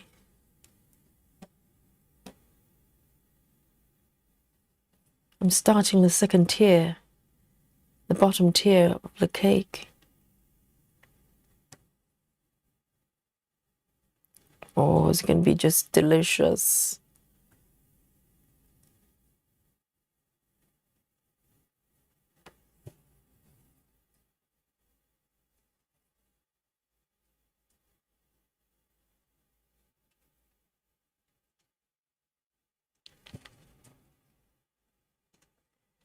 Lizzie says glaze icing is icing sugar and water or milk. There's butter icing. Right. Because pure icing is really just icing sugar with some liquid.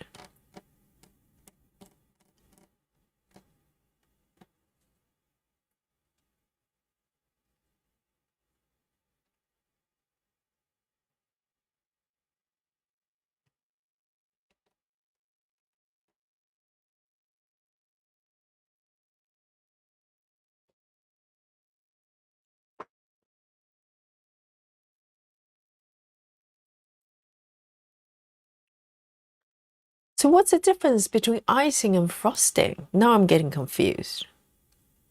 Is it not essentially the same thing? Because frosting is just sugar as well. Oh, frosting can be creamy, can't it? Kind of like cupcakes. On top of a cupcakes is frosting. I don't know, I can't do that. It's just too sweet.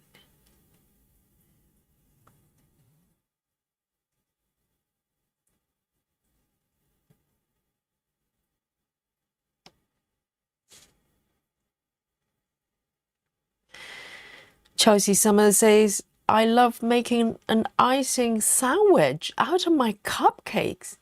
Icing sandwich out of your cupcakes? How do you do that? Cupcakes, it's got cakes and then some sort of cream bits on top, isn't it? Oh, sometimes icing as well. Or is it frosting? I don't know. Which is which? Because if you can peel it off, I tend to think, I think it's icing, isn't it? Frosting, is frosting the kind of creamy version of it? No, I'm getting confused.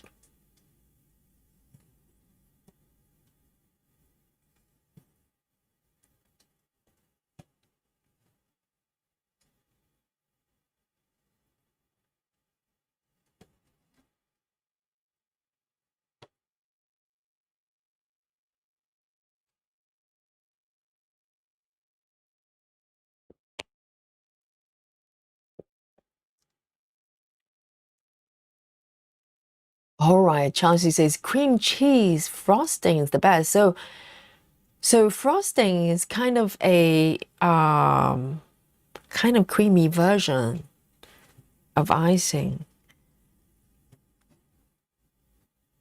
I suppose if you blend other things into just pure sugar, it's potentially probably more tasty, right? But if it's just icing, it's really just sugar. There's no flavors to it. Unless you're woo-woo. Oh.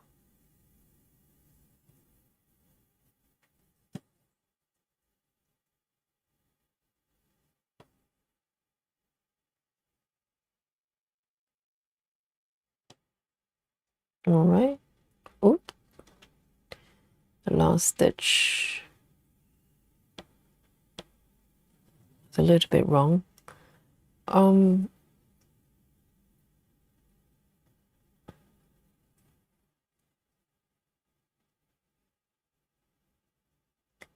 Sarah says, I have added 800 stitches to dragonflies today. Ooh, Sarah's got a plan. Because Sarah is aiming to finish it by the end of the year. Yes. Sarah's not kidding around. She's got a daily goal for a few days a week.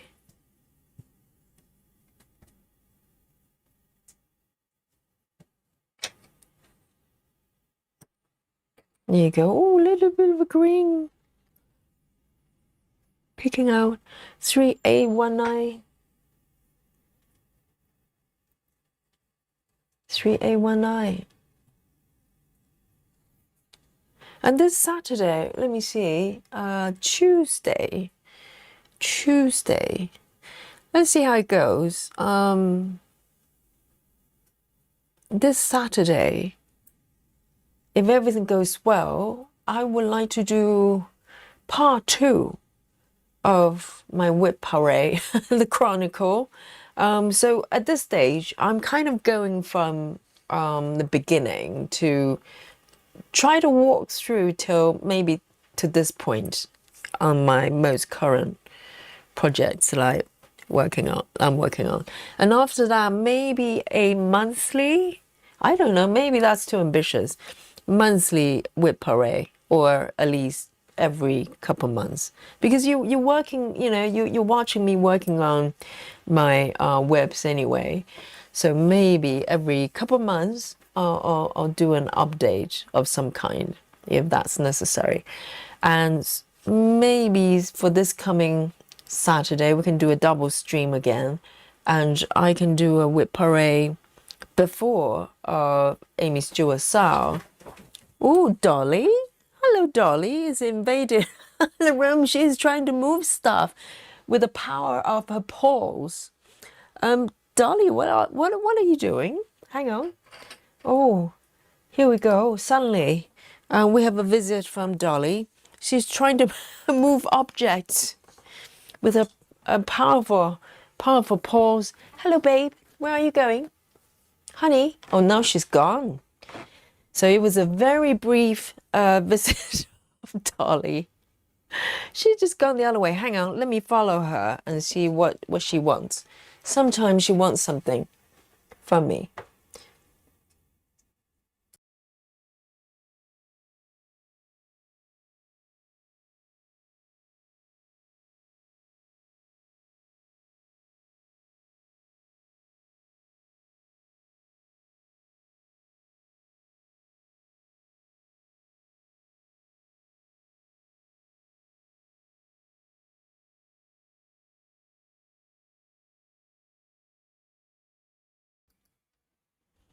Oh, she's being very elusive here. Babe, do you want to say hello? Do you want to say hello to everybody? No? She's walked away. Oh dear. I don't know what she wants. I thought she wanted to go out from the front. Doesn't look like that's the case. Oh, she's just being mysterious. Hello, Dolly.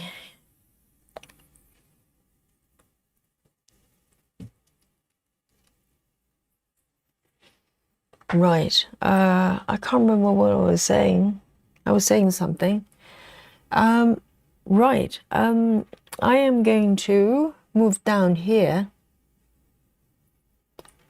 It's looking very exciting. All the greens. 733. Here we go.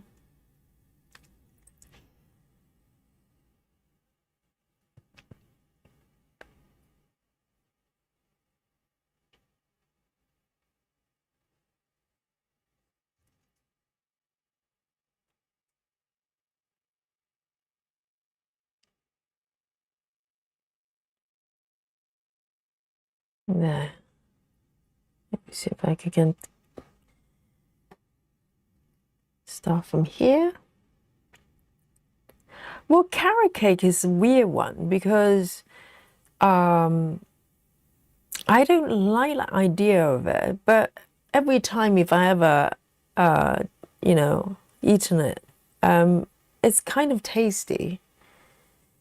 I don't know. Maybe it's just the idea of carrot and cake somehow. 1, 2, 3, 4. Okay.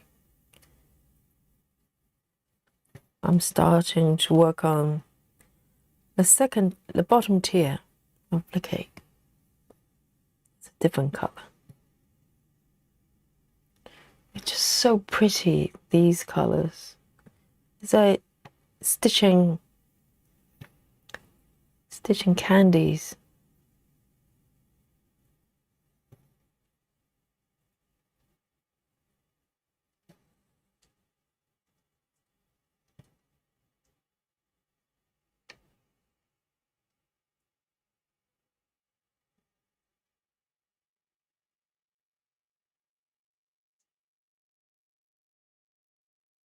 Solar Winds, I don't think there's any difference. Are you talking about the difference between frosting and icing? I think there's some difference, isn't it?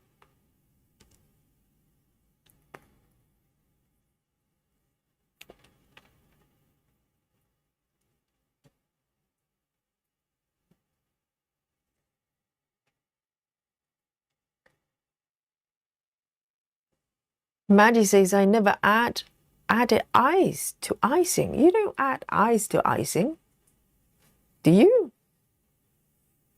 Maddie says, always some powdered sugar, a splash of milk, and dash of vanilla. If you like buttercream, there's a way to make it. Same with cheese icing. No, you don't put ice in icing. I don't think that's what that means. You just call icing because it looks like, ice, I think.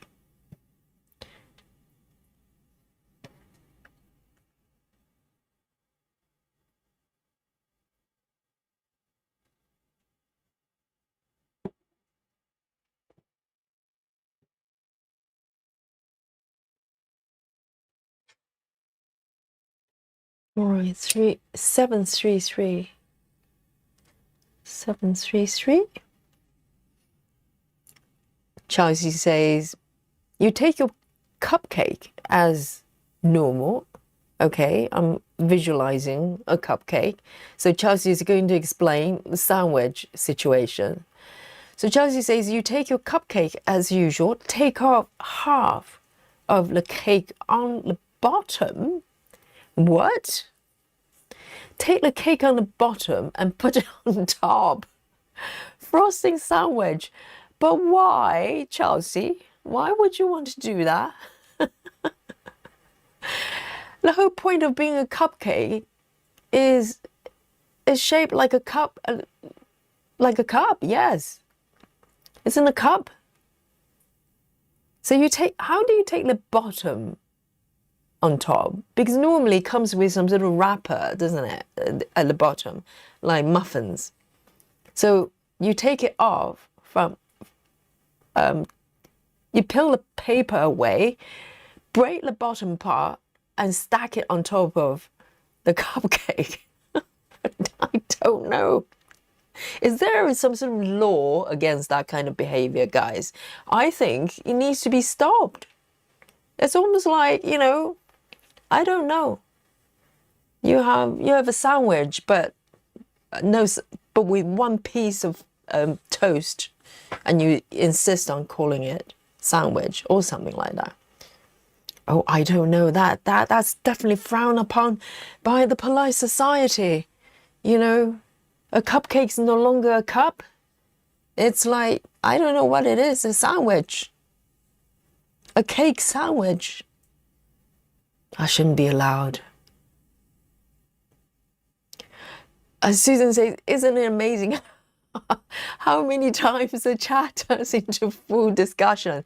Well, it's quite appropriate. I'm stitching a cake, not a cake sandwich, okay?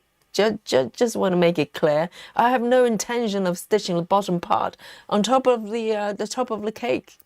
Okay, Chelsea? We have rules here. We have standard. This is a quality broadcast, okay? Kelly, hello. Yes, great to see you. Oh, Lizzie, I like this one. Lizzie says, one of my favorite cake is coffee and walnut cake. Coffee cake is underrated. Okay, coffee cake. You don't see coffee cakes that frequently in places. Very occasionally. Yes, coffee cake. It was my mom's favorite as well. So I grew up, eating it. And whenever we had to sort of coffee cake, it was like such a treat. Yes, coffee in butter ice. Was it butter icing or some sort of cream, whipped cream anyway? And also coffee in a cake as well, within the cake. Oh, so delicious. Yes. Where can I get decent coffee cakes in London, please? I need pointers. Oh, I like that. It was my mom's favorite as well. It felt so grown up as well when I first... I probably was allowed to eat coffee cakes before I was allowed to drink coffee, for sure. My first coffee was also, drank with my mum as well.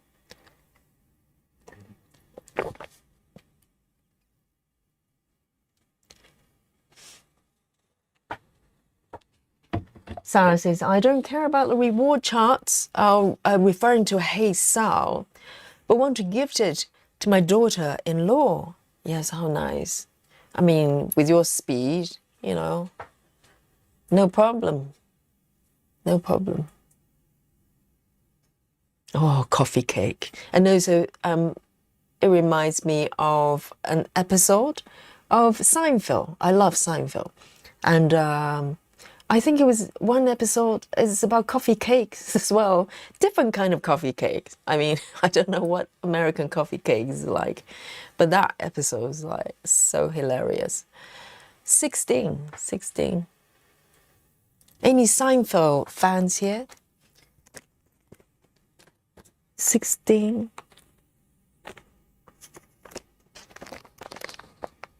Lime green. Oh, the color for this cake is just mind-blowing. Look at that.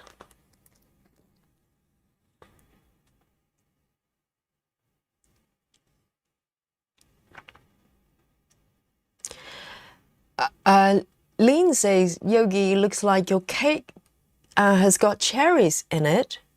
Yes, there's some red dots there. I don't know whether they're cherries or they could be, I don't know.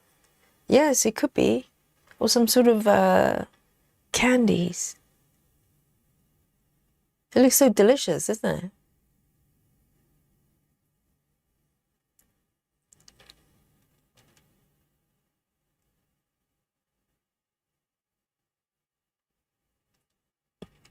Susan says, maybe Dolly's bending your needles with the power of her paws. Yes, maybe it was Dolly. I forgot. I could have blamed everything on Dolly. It's not like she's gonna say, no, I'm innocent. Maybe she's innocent. Kelly says, I just got over 400 stitches in Halloween night.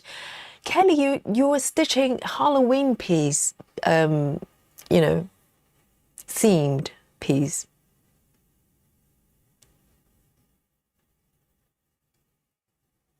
So it's all year round stitching, whenever.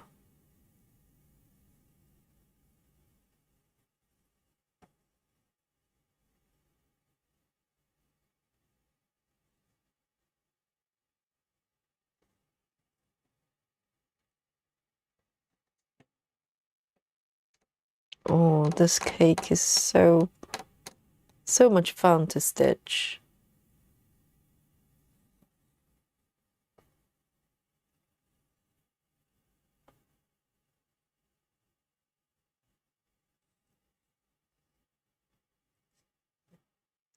Sarah says, I like ice cream cake. What's ice cream cake? You mean cakes with ice cream? Like sandwich but ice cream. Oh, that sounds nice.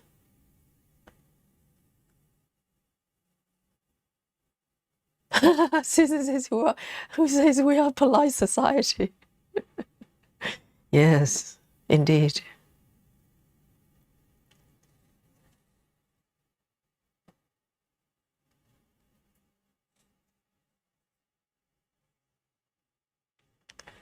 Sharon says, love little cake shop. Maybe have to grab a cupcake.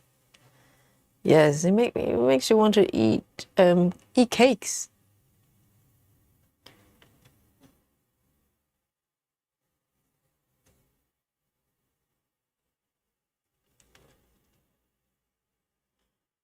Suzanne says, coffee cake doesn't actually have coffee in it because it's a cake that you serve with coffee. No, no, no. That's not a coffee cake. Well, maybe in American coffee cakes, but coffee cakes that I had is literally having coffee in it, like coffee flavor, or it's got coffee in it for sure. No, it tastes like coffee. It's like, coffee table. It doesn't mean the table's got coffee. It's made with coffee, right? That's slightly different. But this coffee cake has actually got coffee in it. And the whipped cream as well has got coffee flavor. Otherwise, literally all cakes can be coffee cakes.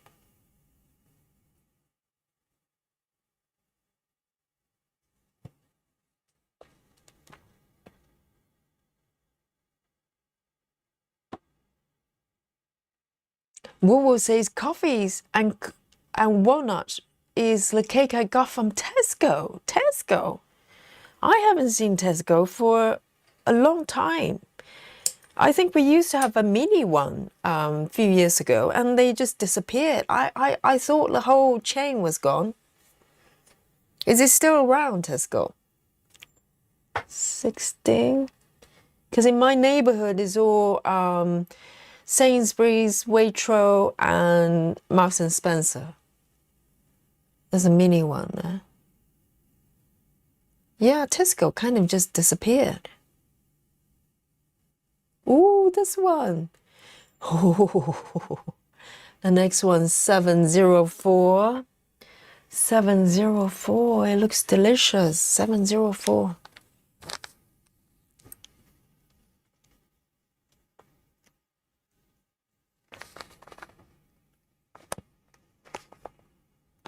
704. There.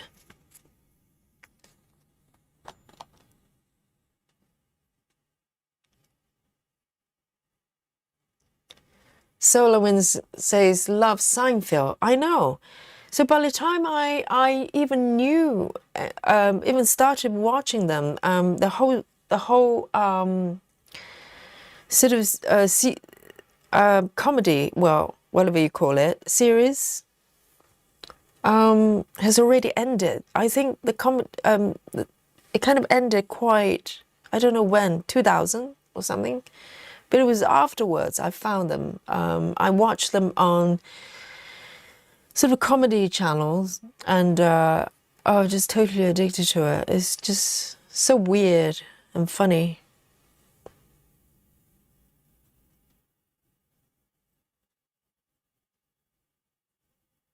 Oh, Sarah loves Seinfeld as well.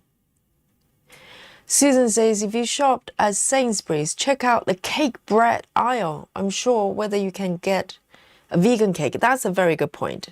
Yes, the vegan factor might be a problem, but I'm willing to make an exception for a good coffee cake.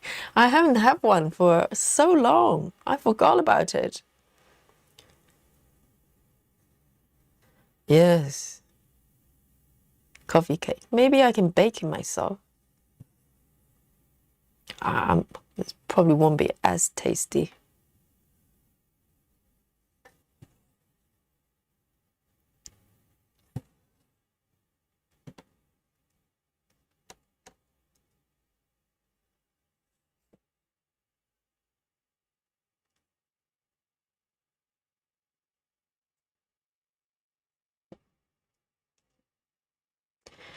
Night night, Lizzie. Have a good night.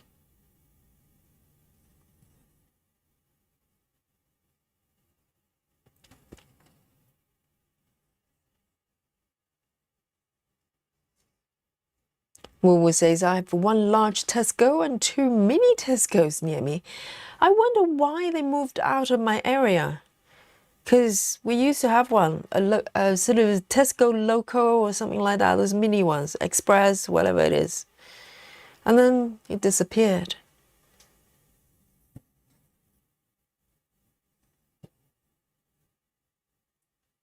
So it's still around, just not in my area. And I don't think I've seen it around central London. I'm trying to recall. I don't think I noticed them anywhere.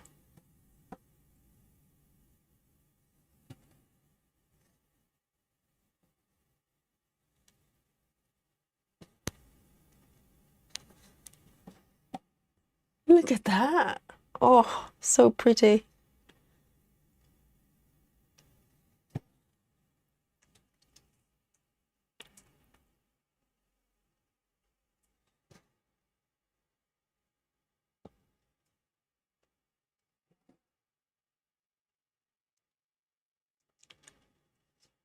Suzanne says, 4 hours on and it's 250 stitches. That's not bad. Not bad. You know?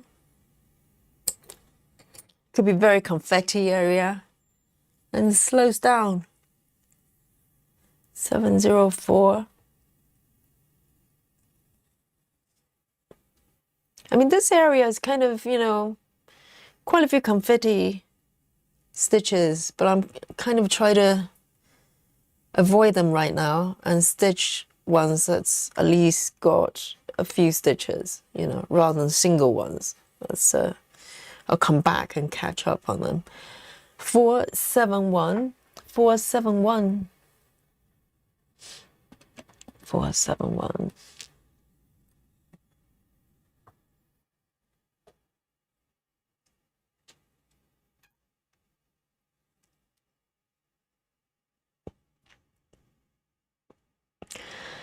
Lynn says, Yogi, Marks and Spencer do a nice coffee cake, really? Oh, I haven't looked at the cake aisle for a little while. I'll have a look. My local ones is a mini one, so I hope They have those. That's good to know. Because it's not one of those cake flavors that most people talk about. You know, people talk about whatever flavor cakes, lemon cakes, or whatever cakes. People rarely talk about coffee cakes.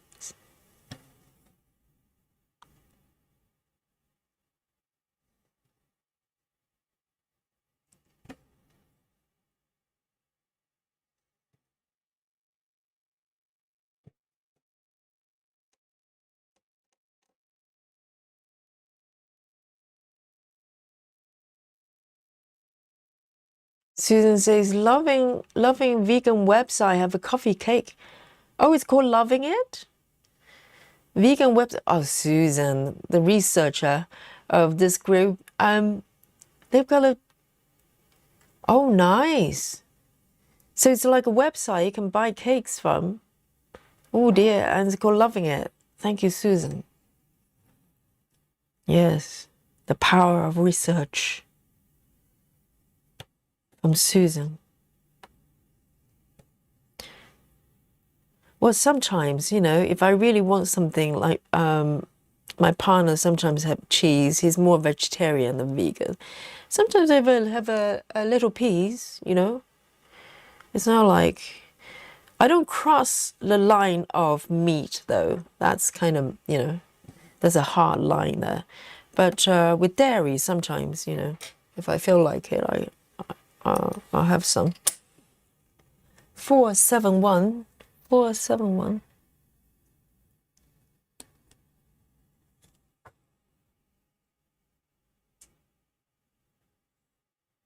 Jeanine, hello, darling. Where have you been, Jeanine? You're late for the class. Late for the class, Jeanine. -2 points. Oh, you have to make it up now. You know, you have to make up the points.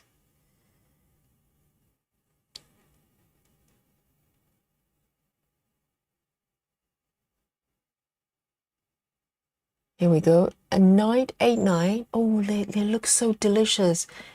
989. 989. We're talking about cakes, Janine. 989.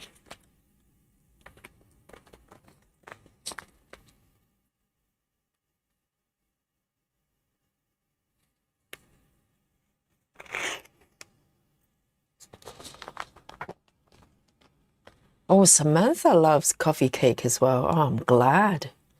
Yes. It's delicious, isn't it? If you love coffee, you've got to love coffee cakes.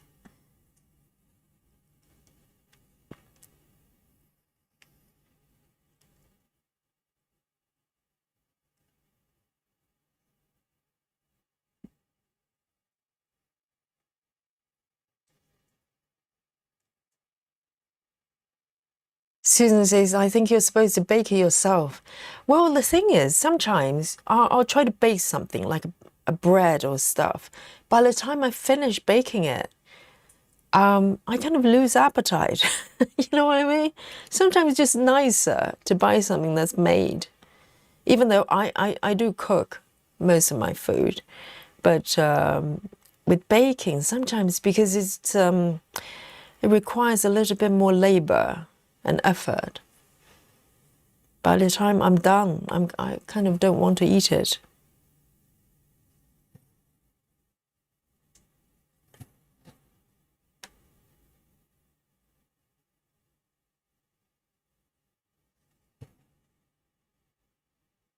Oh, this is so delicious. I love stitching this cake. Look at this. 1, 2, 3, 4.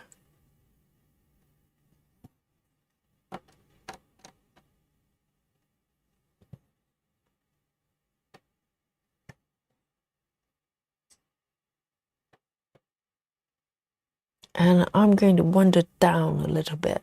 There are a few more stitches there. Oh, this color is just so delicious. Let me see, 2.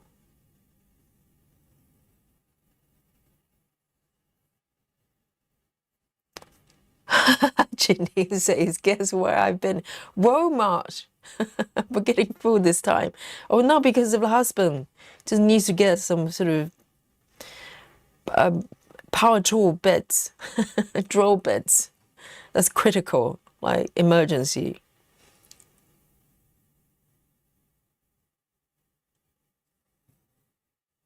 So Walmart. Is this somewhere you can just get anything? So it's a little bit like department stores, no? Or is it more of a household goods stuff, Walmart? I think we need one of those. We probably have something similar. I don't know, like those shopping malls.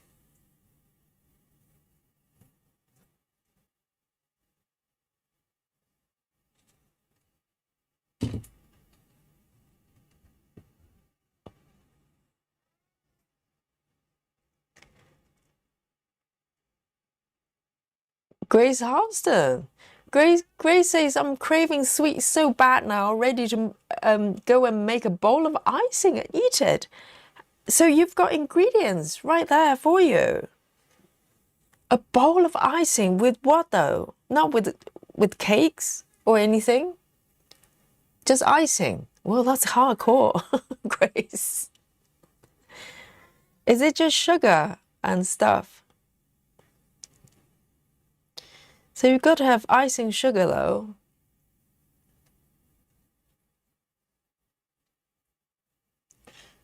Oh, that big cat is meowing outside. The cat we've been trying to sort of keep under control. The cat is lovely though, but he's so aggressive. He's so aggressive to Dolly. Very bossy. Can you hear it? There's a big meow. Open the door.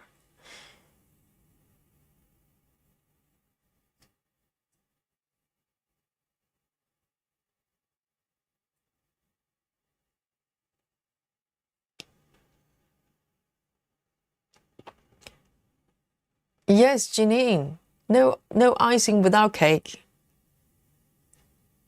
So what is it then?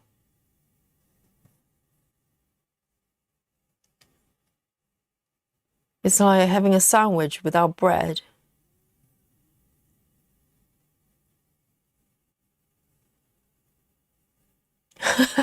Fighting the urge. I didn't know there was such an urge for icing.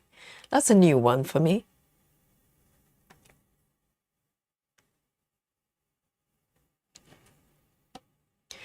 Sarah says, I really like to bake. My husband is type 1 diabetic, and we end up giving all of my baked goods away to his customers.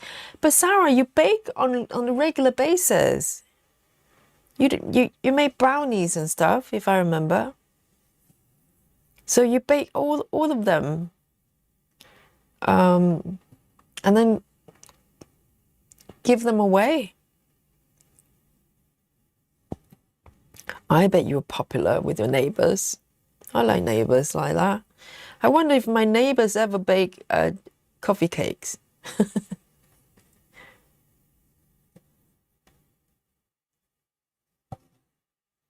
I like neighbors like that.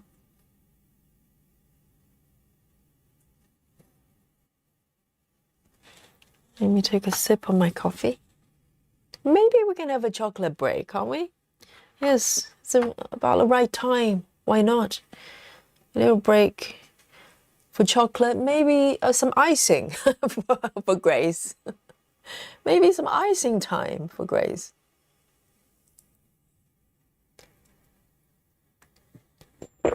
Oh, the coffee's so good.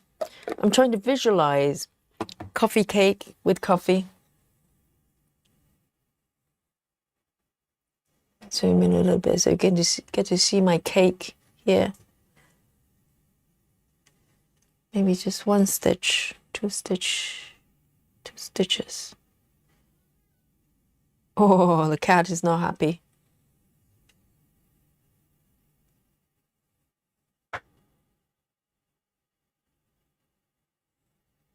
Janine says Walmart is one all-stop shop. So it's got everything. Can you buy furniture and stuff? or just small things? Woo says Walmart used to own Asda. But then again, in my area, I never ever see Asda. So I'm not familiar with Asda. And also, Asda is kind of similar to Sainsbury's and stuff like that. I wonder if Walmart is different. Walmart is probably just bigger.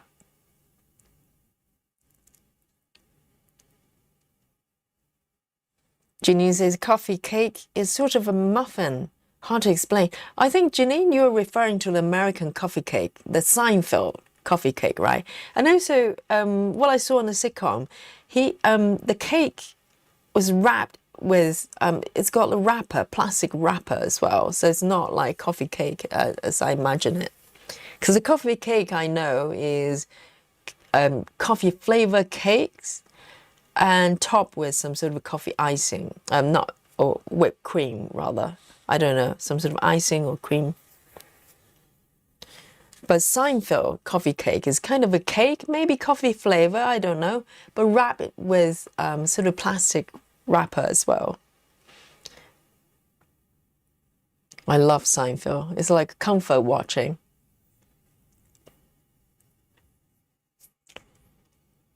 Susan says, Google says Sainsbury's do vegan cakes. Really?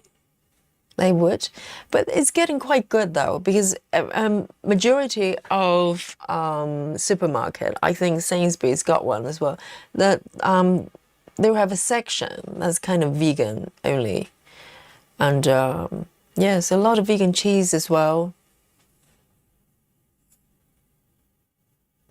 Oh yes, chocolate, I forgot. So tomorrow I'm topping up on my regular chocolate supply. But till then, today I'm going for this one. I had to look through my cupboard and just dig out. I do have a quite large stash of, assorted chocolate. And I found this one. And this is 70%. So the other day I tried 90. Oh, it was very challenging. But today I'm having this one. It should be okay. So let me have a look. So this one's got these wrappers as well. So sometimes I'll open a packet, take a few pieces, and some of my partners would have some as well. He's not the biggest chocolate fan, I have to say. So majority of the chocolate is for me. And let me have a look. So this one looks like this little block, quite standard looking chocolate there. This brand I'm not familiar, but it's called Divine. But yes, it's plain chocolate. Here we go. Cheers, guys.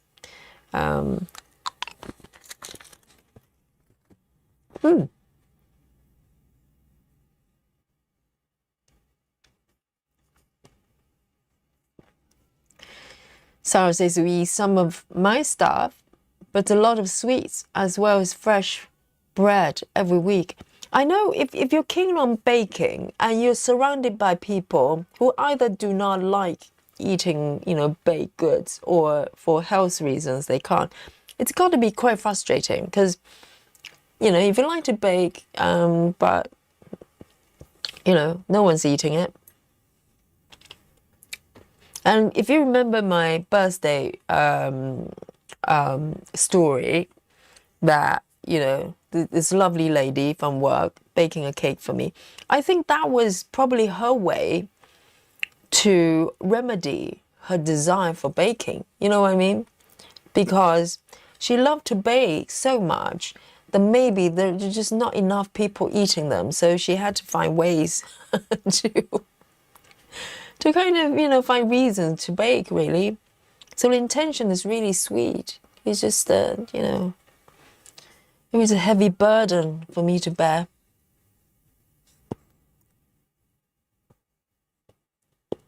The chocolate is actually quite nice. Quite mild comparing to 90%.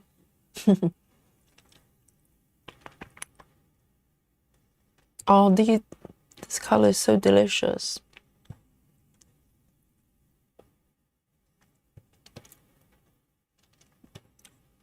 Oh, I like this one actually. Divine.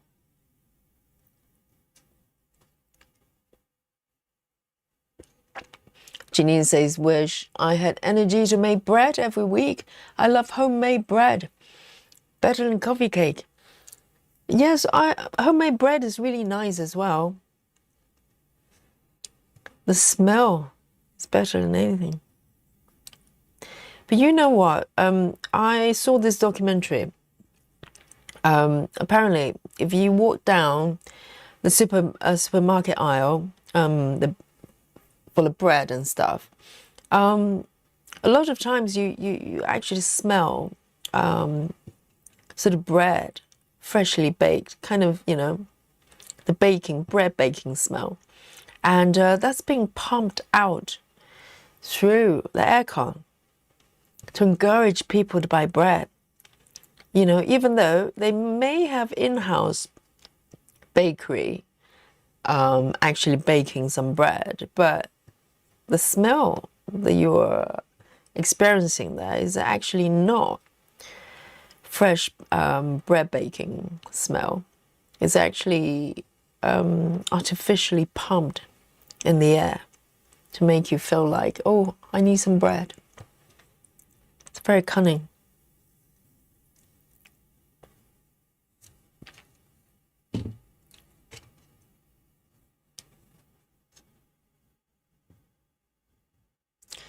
Solar Wind says, the coffee cake in America is traditionally just yellow cake with brown sugar and cinnamon. Ah, so it doesn't have coffee in there. So the Seinfeld ones actually doesn't have coffee. So it's cakes for coffee rather than coffee flavor cakes. Wow, yes. The ones I've got actually is literally coffee cakes, and it's got sort of frosting, coffee frosting on top as well. Oh, so it's more like, okay, so the Seinfeld cakes, coffee cake is actually cakes to go with coffee, because the way, I don't know whether you watch the episode, it made me really want to eat it because it looks so delicious.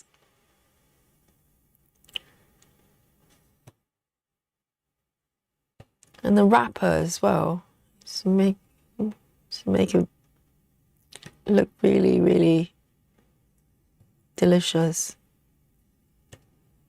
1, 2, 3. Let me just do that sneaky little one over here.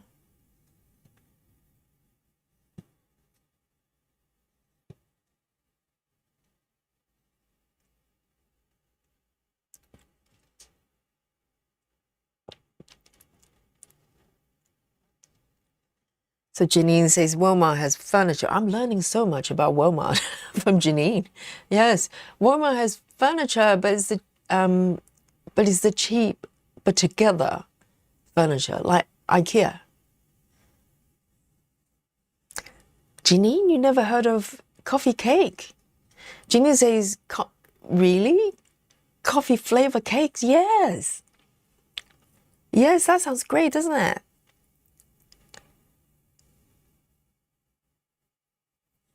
Yes, it's like, so American coffee cake is like coffee table. It's a table for you to drink coffee, but it's not made with coffee. coffee table.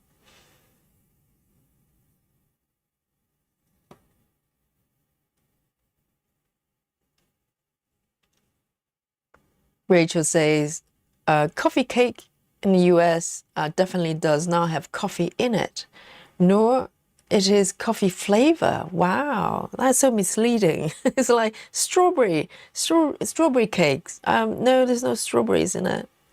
It's just made in a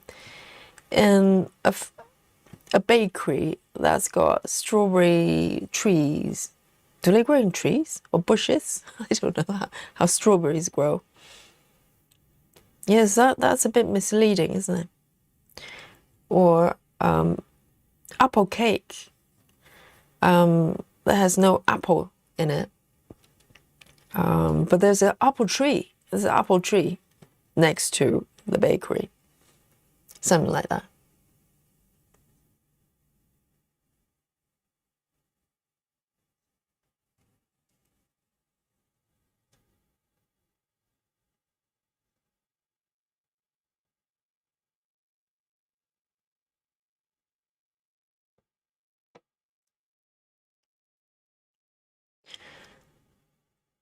Rachel Morton says, I love raspberry coffee cake. If you said that to me, I would go, well, raspberry and coffee don't blend together in a cake. That's when I'll just take it literally. But now I know that probably means the cake has got raspberry in it, but it's for you to go with coffee. But what about tea? Can you have tea cake, raspberry tea cake? Well, maybe some people like to have them with tea instead.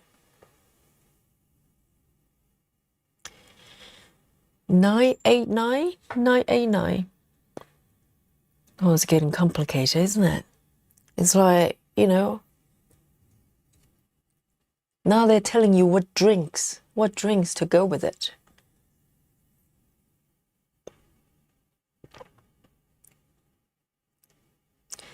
Samantha says, I bake for my co-workers all the time. They love it. So, okay, guys, beware. But Samantha is one of those that bake for co-workers. Samantha, can I ask you, do you bake for their birthdays?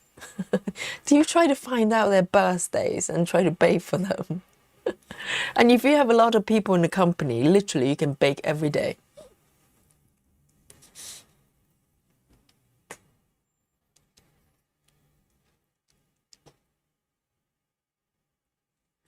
Yes, I love raspberries as well.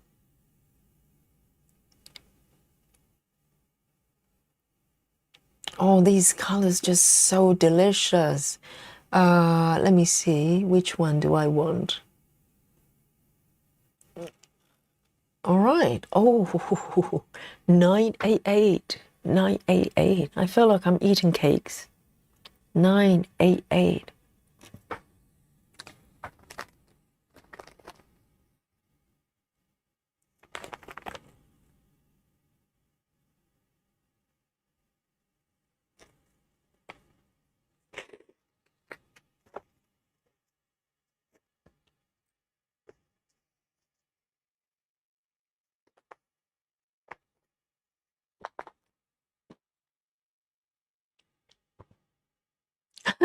Suzanne.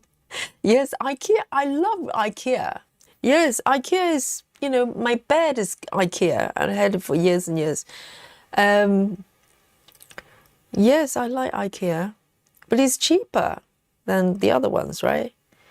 And Habitat. I don't know whether you have Habitat.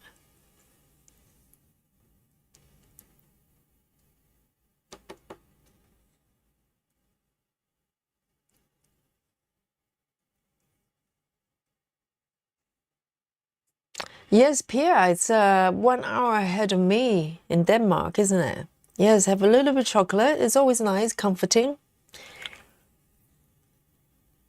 Before you go to bed. Yes, this is how we roll, you know. We stitch a little bit, we have a bit of chocolate before bedtime. It's mandatory.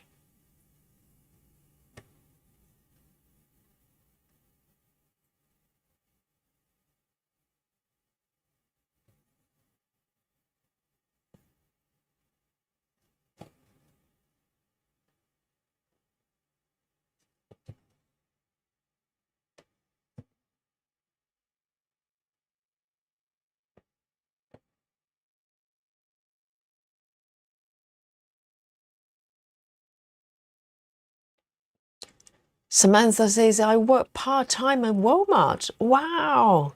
So you've got all the inside information. So do you see Janine all the time then? And her husband? They're like that. It's like their backyard. They just go there all the time.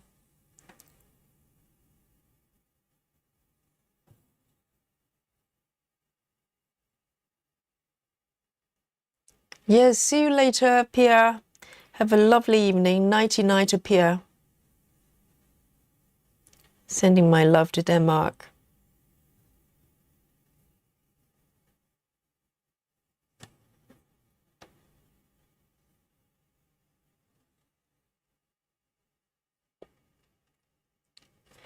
Suzanne says, oh, so it's pronounced IKEA. I know some people pronounce it IKEA, but over here it's IKEA, isn't it?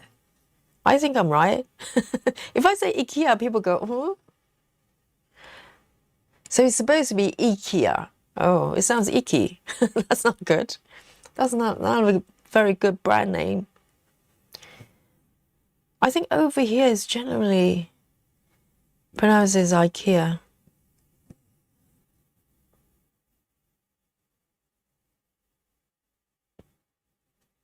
Potato.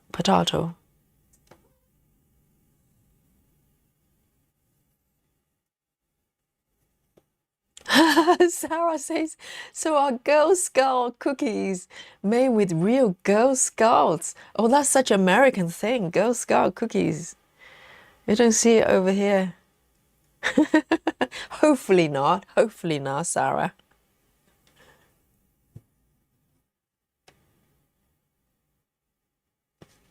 I know. We can go on, can't we?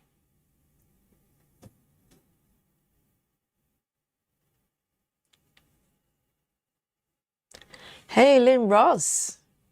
Welcome.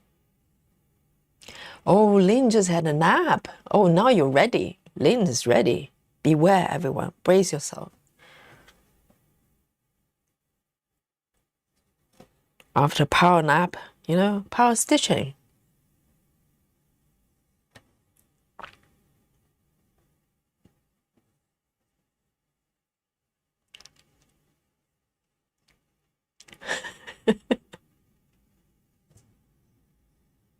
So coffee cake in America is basically anything that goes with coffee is coffee cake. That's literally all cakes.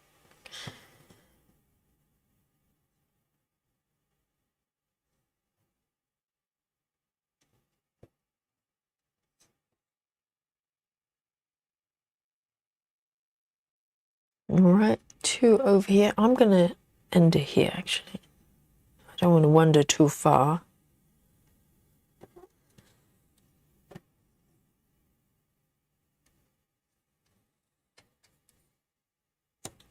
All right, 988. Oh, absolutely delicious, these colors.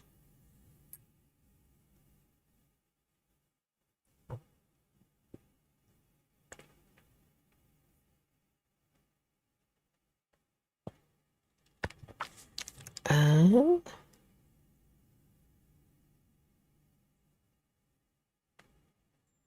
955. 955.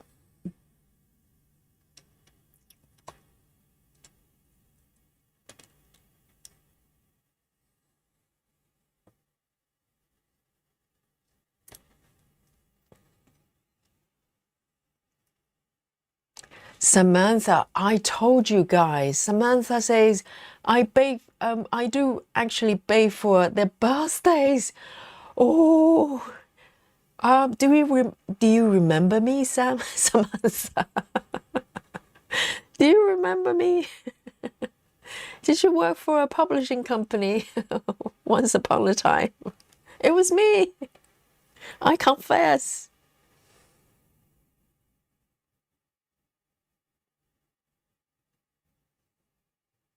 So it was Samantha.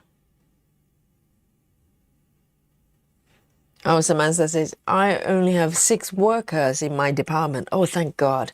It's not the same person. Sarah says, I'm going to make the true coffee cake next time. Yes, Sarah, go for it. I think your neighbors will love you for it.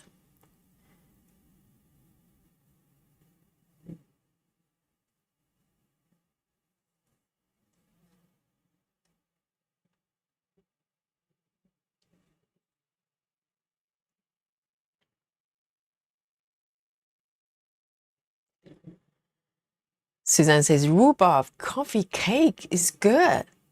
Does it have coffee in it? I need to work out which version of coffee cake that is. Rhubarb is interesting, isn't it? Rhubarb.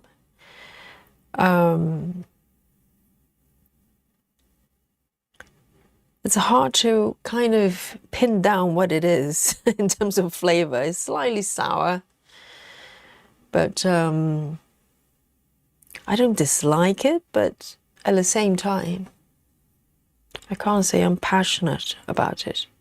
It's not like raspberry. Raspberry I love. Rhubarb is very subtle.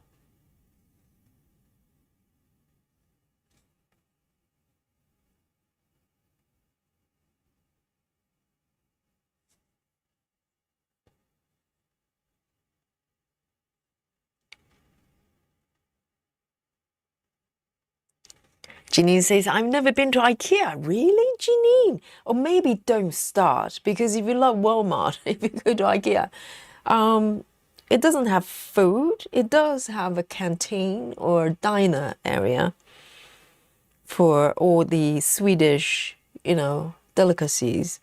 But generally, yes, Janine, it's dangerous, okay? Do not take the husband there. He will never come out. He'll probably just move in and just live there.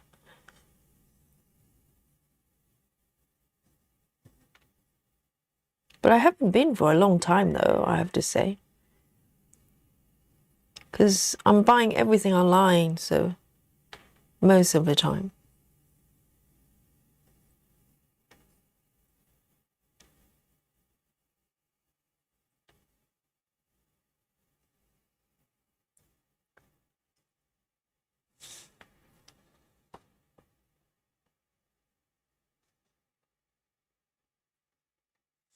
Let me just go have a quick check on the cat situation. I just heard some scream from the outside. Hang on a sec.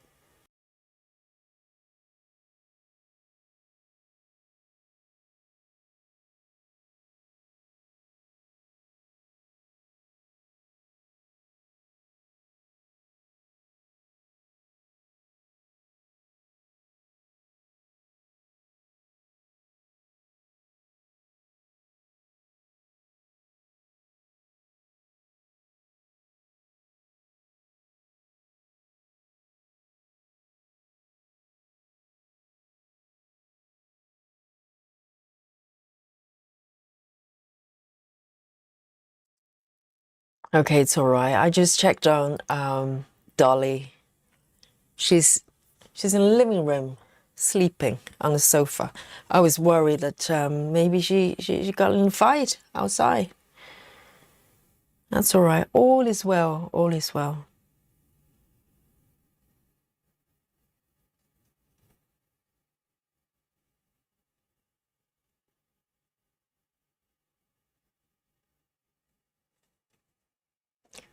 The Starless Stitcher says, Walmart does sell DMC, but only in limited colors. But I thought Janine says there's maybe not, there's a Michael's. Oh, so Michael's is separate from Walmart. Okay, but there's a Michael's, apparently, see? It's next to Walmart.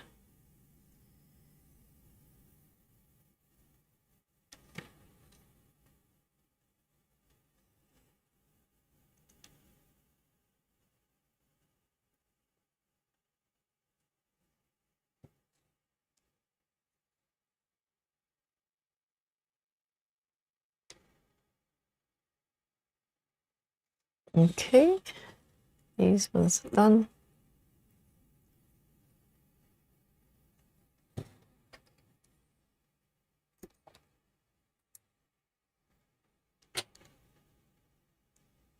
Hey, best friends. Welcome. Just got home from work. Oh, now it's time to stitch. Maybe have a coffee cake and a cup of coffee. How's that?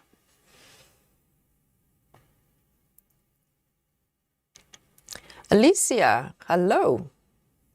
And Alicia just got home from work as well. All the people coming back from work, from, retired from work club and back to home stitching. Alicia is having my leftover breakfast for dinner. I like the idea. I wonder what that is. Yeah, sometimes you just want something quick, I get that. When I'm really, really lazy, me and my partner literally just have a bowl of salad with some tofu in it and some cashew nuts. So some protein, some greens, and we're done. Sometimes just so lazy. Sometimes you're so tired to eat. There is such a thing. Let me just move this, straighten it a little bit.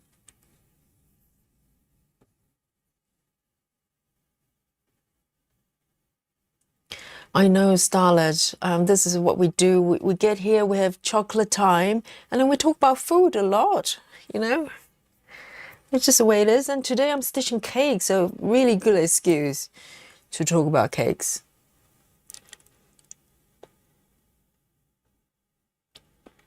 All right, the next one, 3072. A bit of air stitching. 3072.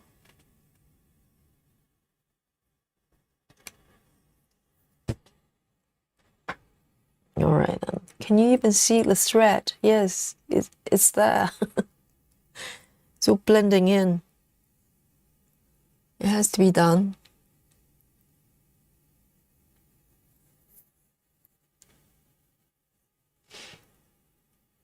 Ah, Suzanne says, I think we would call a cake made with coffee. Maca cake. Really? Why not just call it coffee? because that's what it is.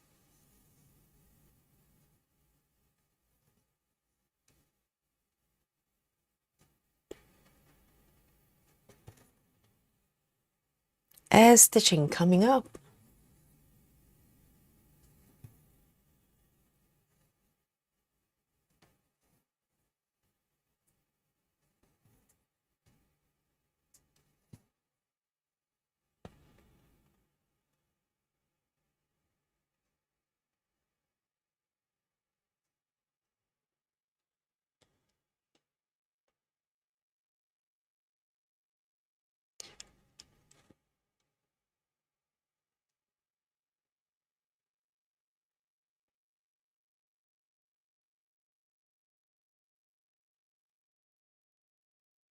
Suzanne says, I haven't been to IKEA for a while. When I just order it online, have it delivered, I don't have to worry about getting there. That's quite true. But furniture is a little bit tricky, isn't it? If you're buying something small, that's easier. If you're buying something like a bookshelf or something, you kind of want to see, well, I suppose the pictures probably give you a lot of information. And to be honest, I have ordered a lot of things just by looking at the pictures. And also, if the refund policy is, pretty good, you kind of go, well, it's low risk. If it doesn't work out, I just send it back.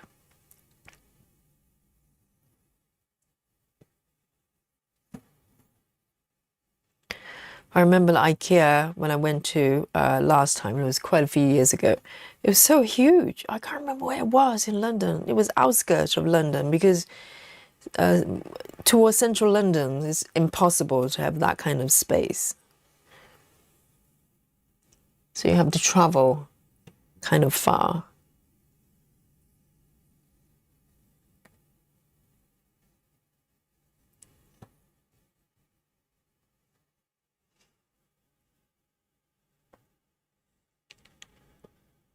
Samantha says, Michael's has all the DMC colors. Oh, sounds like a dream. We need one of those. Will they consider to have branches over here in London, please?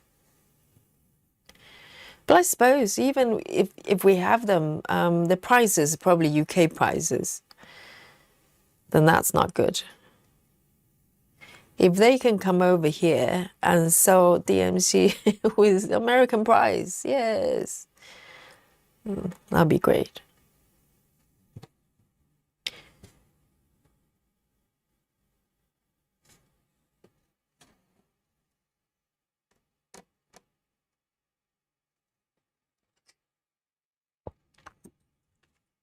$3072. 3072.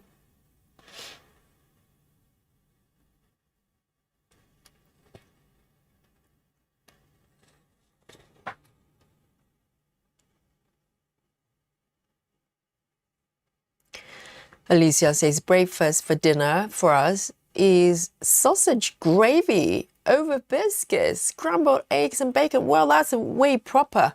I was thinking cereal, you know, maybe cereal soaked in milk for the entire day and maybe turn into some sort of, you know, I don't know, cake by the end of the evening. Yes, I think if you soak your cereal for a day, it'll probably turn into some sort of, you know, granola bar. But that sounds proper. That's like a full meal. Sausage gravy over biscuit. And now I know the biscuit is not our biscuit, it's your biscuit, right? It's a little bit like scone. Lona is back. Oh, Lona is all fixed, ready to stitch again.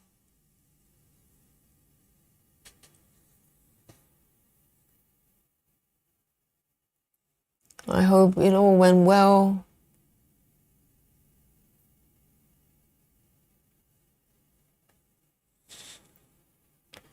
Oh, more air stitching. How come there are so many light colors? Let's have a look. Go on then. 3756. 3756. 3756.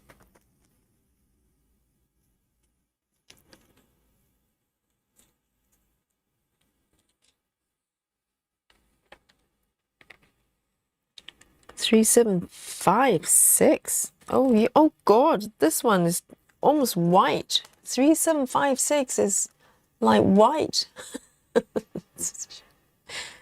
Right. Okay then. 3756.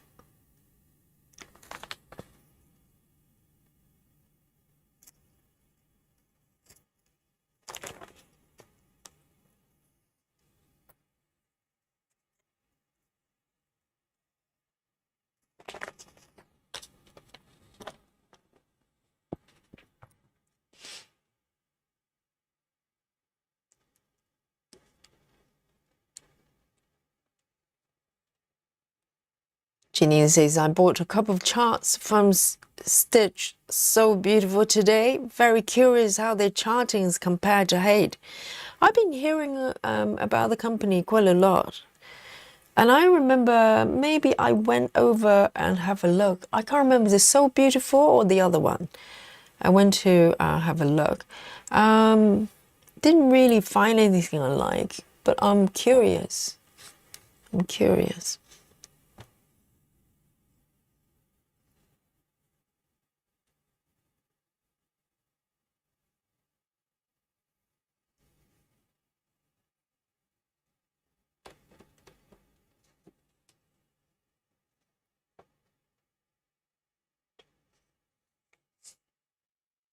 Oh, so it's about 20 minutes from where you are. Solowin says we call it a soul meal gravy. When a gravy has sausage in it, it's yummy. When you say gravy, do you literally mean gravy, or does it mean something else? So gravy is that thingy that you drizzle on top of stuff, isn't it? On top of, I don't know, potatoes, sausages. Just in case it means something else, because very often.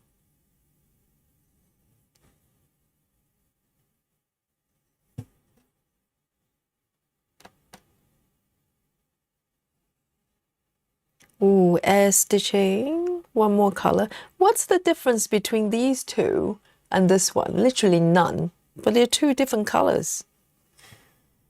It's very puzzling.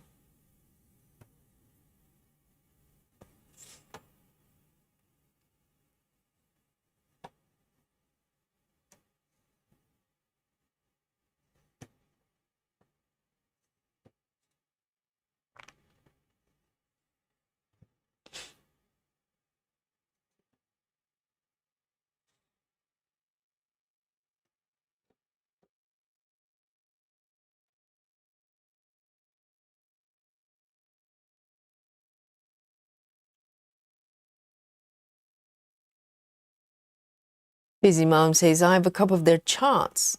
Stitch is so beautiful. I showed them on my video. Oh, that's very handy. Busy Mom. You can just go to Busy Mom's channel and have a look at them. It's always useful to see, you know, projects someone else is working on, so you know how it how it works out.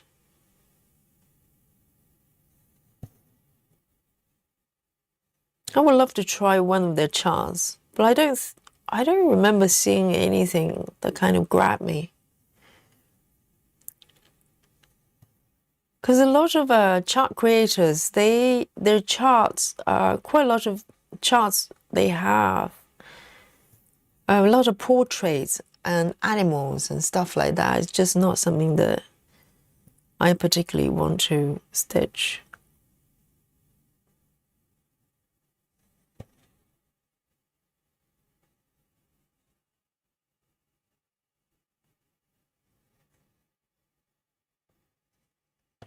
Can you even see the stitches?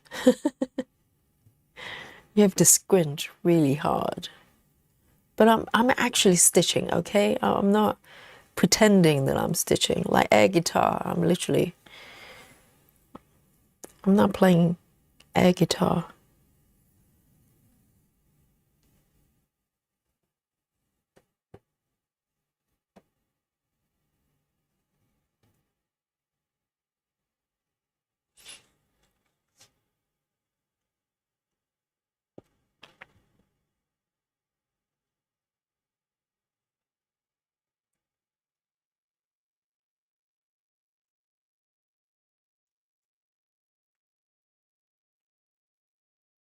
Solar Wind says, we make a sawmill gravy with sausage drippings, flour and milk, then add ground sausage. Oh, in a gravy. Right, so it's more substantial than regular gravy. That's a proper meal.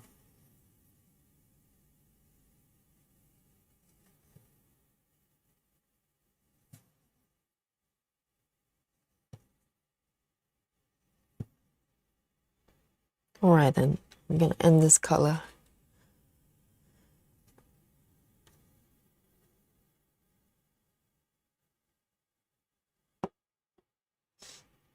These stitches are literally the same color as the fabric.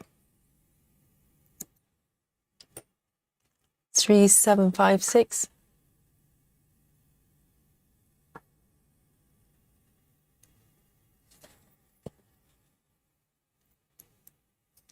The Starlet stitcher says 3072 is more grey, 3756 is more blue. Well, according to you, with my eyes, they look practically the same. Both really light, but there's color difference. Yes. I'll take your word, okay? I can't see them myself. But yeah, literally just blend into the fabric. I'm sure they're different. If you squint really, really hard. Oh, no more edge stitching, this one. 320. Okay, here I come. 320. No more edge stitching. But this green, beautiful green.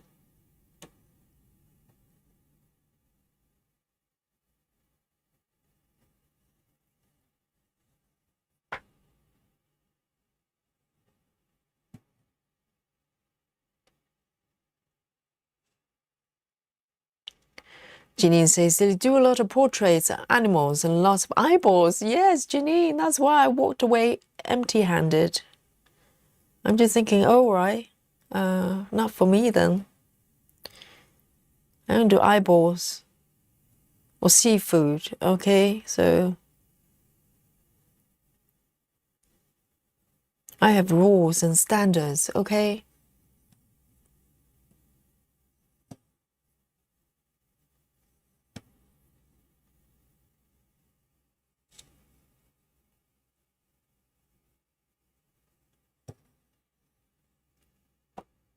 One, two, 1, 2, 3, 4. 1, 2, 3, 4. Oh, here we go.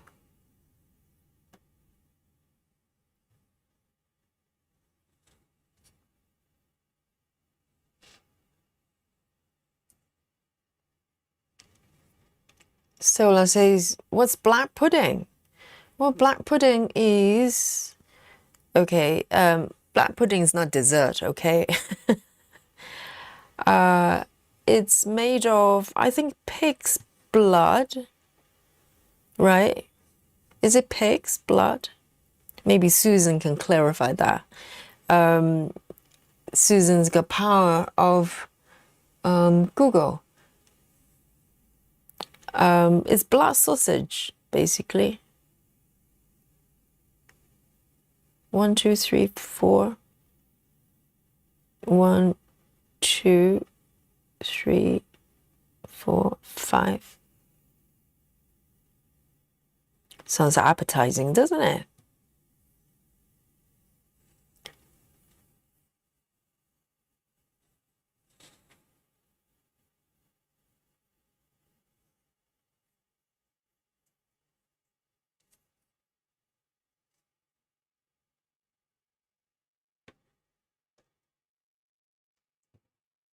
And I think it's black pudding. It's blood sausages, but I don't think it's meat inside. Not that I'm an expert of black pudding, but I think it's some grains and stuff inside and kind of bind together with blood. All right, that's going to get your appetite going, okay? After the coffee cake and icing discussion, here comes the black pudding.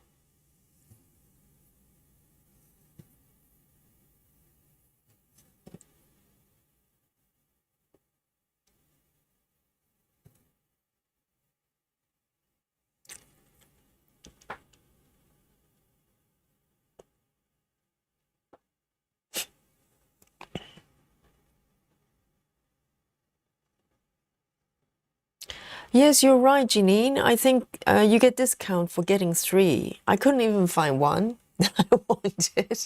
So that was a no-go for me.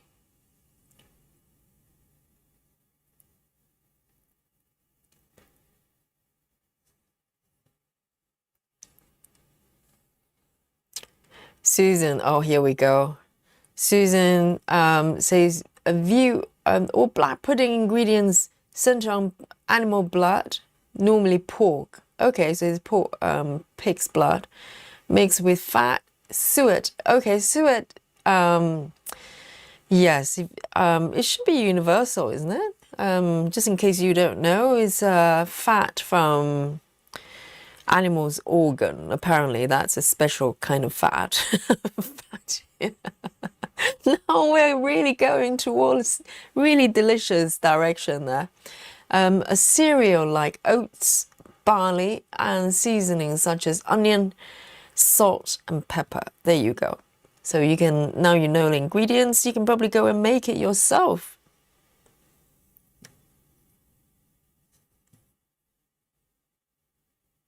Yes, normally it's kind of grains, barley. Yes, I think that's the one.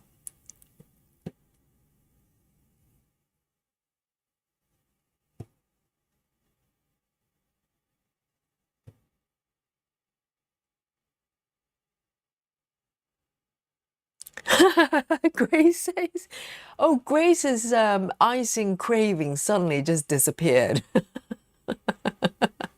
That's the remedy. Next time you're craving for sugar, you just go, hey, black pudding. Here we go. Suddenly, no appetite whatsoever.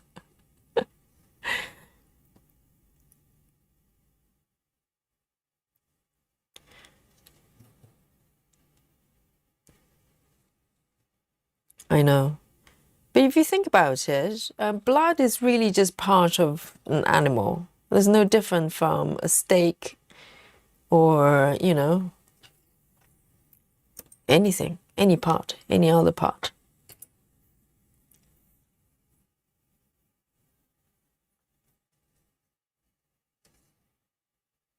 There you go. I can, let me flip my chart here. I'm going to find some stronger colors. that's not white.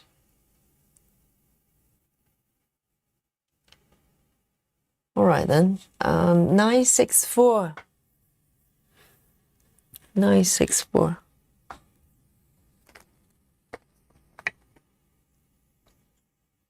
And I don't know why black pudding is being eaten in the morning.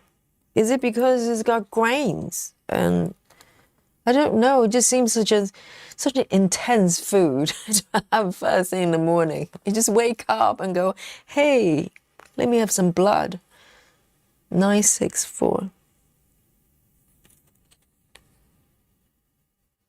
And also, if you think about it, English breakfast is so rich. It's probably richer than any, majority of, I don't know, evening meals that you can think of.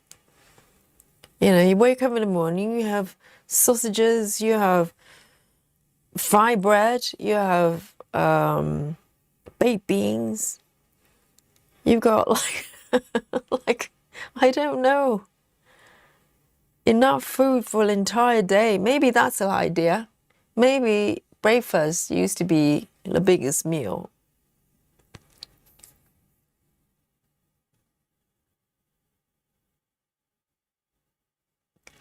Solar winds.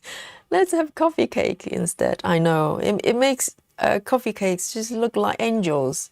So innocent.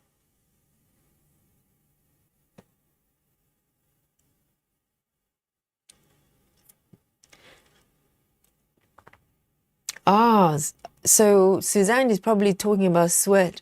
It's beef fat that's rendered down, is really flaky fat you see around nice cuts. And beef. Oh, I thought someone explained to me it was actually organ fat. Maybe organ fat is just so hard to get because you really need to get animals with a lot of fat around the organ.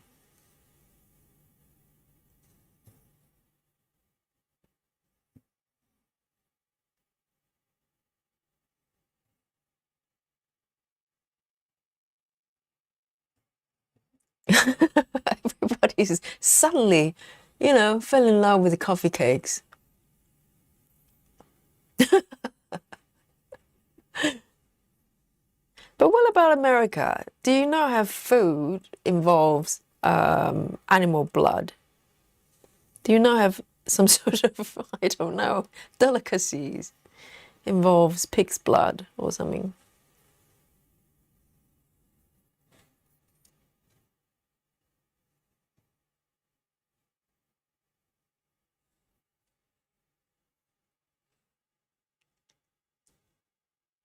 Suzanne says, I used to collect cookbooks and was really interested in cooking shows and cooking books in general. I just read them more. Really? I like cookbooks as well, but I like the pictures. I never read the text. Maybe that's why the recipes didn't turn out very well.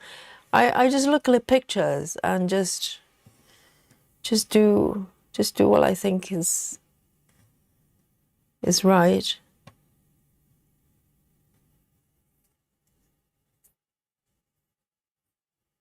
Oh, Sarah. As we're stitching, Sarah is getting busy in the kitchen. Sarah just made a batch of seasoned breadcrumbs. Seasoned as well. So breadcrumbs, you just have kind of stale bread and just crumble and just blitz it, maybe, with a blender. Yeah, the homemade breadcrumb is totally different from shop bought. The shop bought is kind of, you don't know what it is. It's probably not even made with bread of any kind. But homemade breadcrumb is real. 964, 964.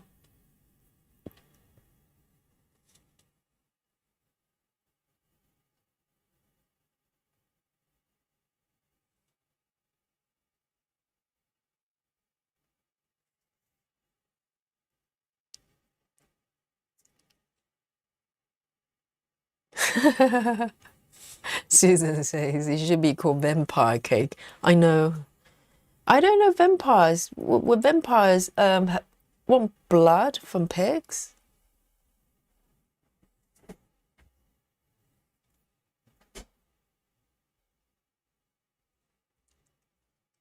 Suzanne, you're probably right. Suzanne says the large breakfast were from past times when people needed to have a good, healthy breakfast in the morning to work on.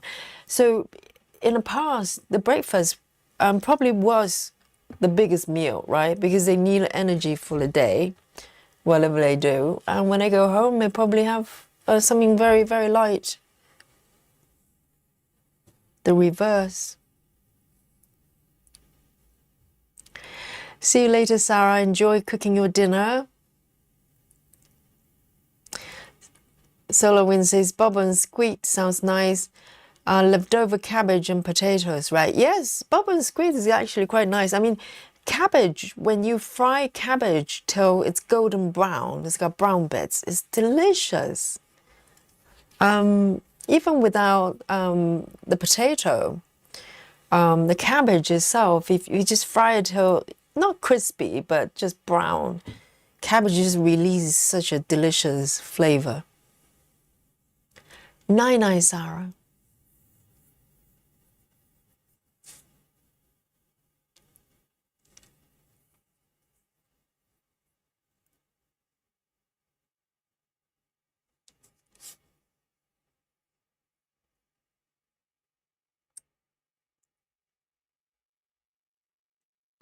The next one, I want to pick a color I can actually see.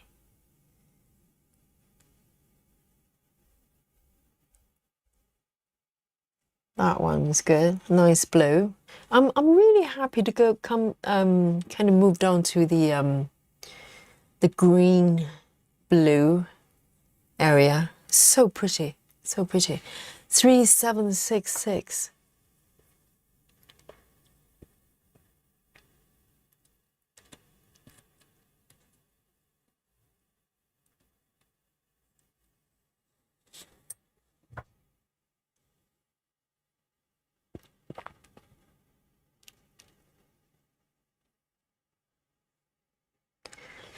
Rachel Morton says we have Uja sauce. I'll probably butcher that, Rachel, which is close, but it's closer to just dripping from the cooking, not blood itself. Dripping from the cooking. Dripping is just a fat, isn't it? So, yes, I think dripping is probably more common in cooking because it's just natural fat, animal fat. I wonder what, I'm not familiar with German cuisine, but I bet they probably have something similar. I don't know why I think that.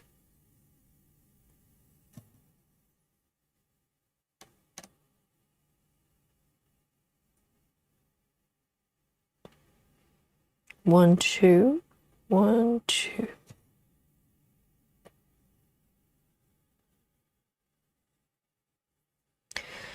Clara says there's mountain oysters. What are they?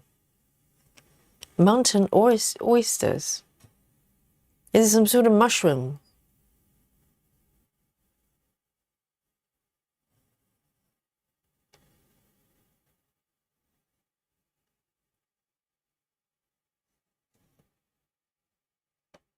It's oyster mushrooms.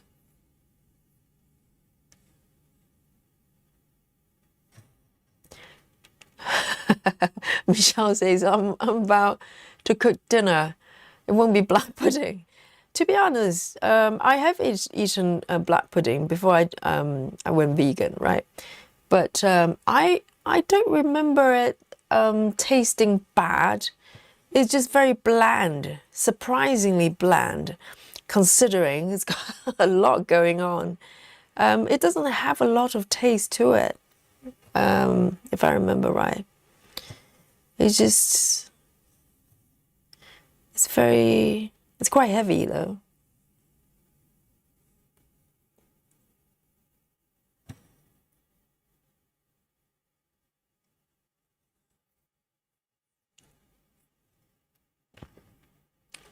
Grace Houston says, I love fried bacon, onion, and cabbage. Yes. I love cabbage though. I can just eat a whole cabbage as a meal. Very often I just, slice it, slice the cabbage and just fry till they're slightly brown with some garlic, olive oil, and I can just eat it as a meal. It's delicious. I can eat a whole cabbage.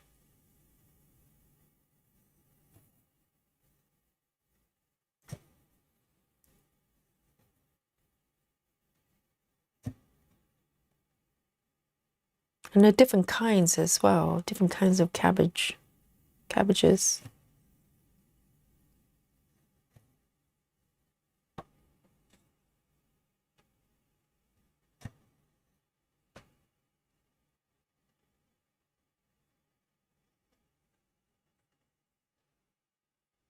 Oh, Starlet is decoding mountain oysters. Balls. Oh dear. Delicacy, I bet. Right. Oh, the is that what it is? Oh, all right then. Yes. Grace probably would like it, huh? Grace doesn't like black pudding, or black pudding rather. But maybe we like a little bit of mountain oysters.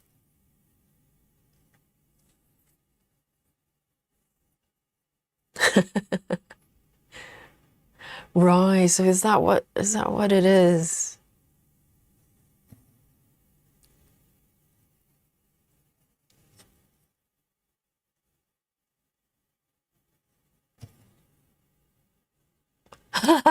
Michelle says, are you sure, Michelle?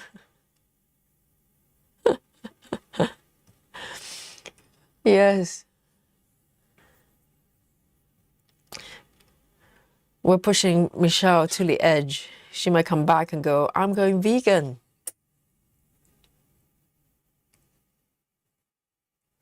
$3,766.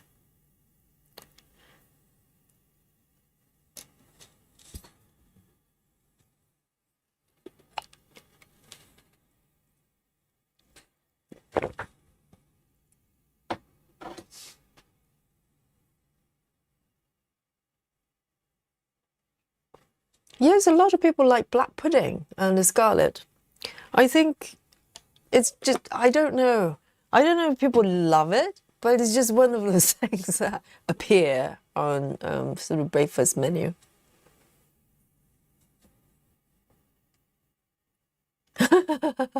Grace Austin. Yes.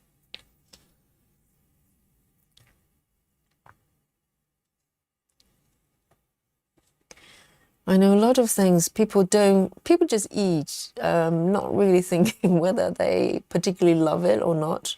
I don't know. 162. 162. Here we go.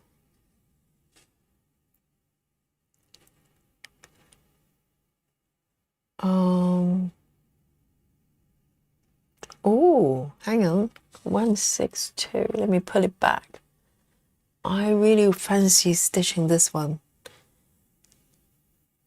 Yes, there we go. 320. 320.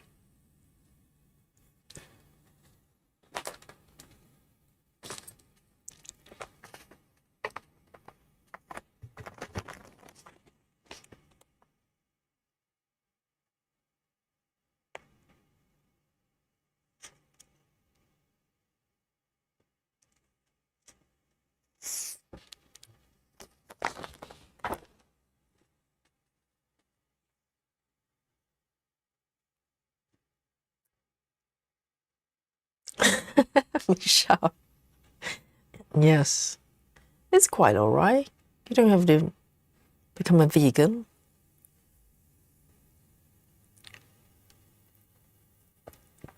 No calamari. But the thing is, before I became, so I turned vegetarian first for about maybe 3 years or so before I went vegan. So when before I went vegetarian, I remember, thinking about it, but I was telling myself and also friends, I said very similar things. I said, because I always love seafood. I just confess, I ate seafood, okay? I love seafood. And particularly, like shellfish, that kind of stuff.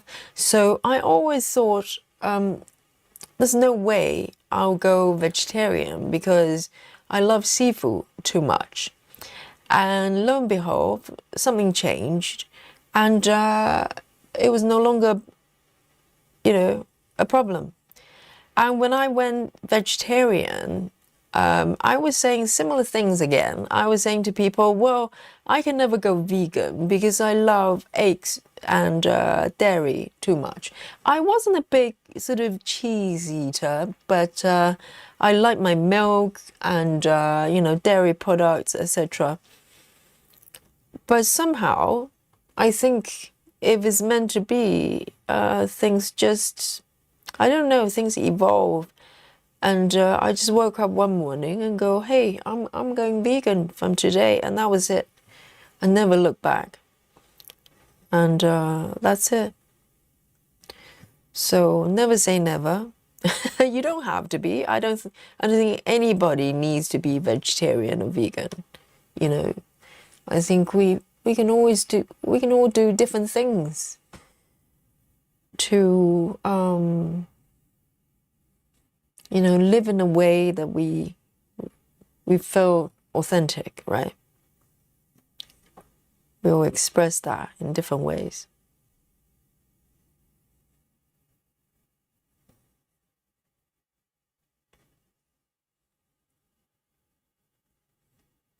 Travis, hello.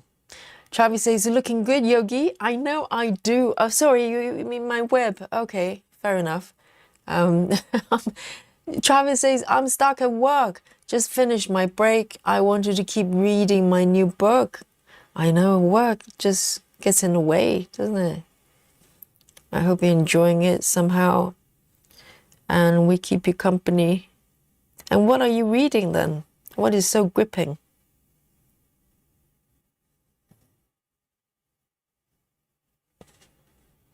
Jeannie says, seafood is so yummy. I know. Well, to be honest, even being a vegan for how many? Well, probably since 2011, 15 years, and plus a few years being vegetarian.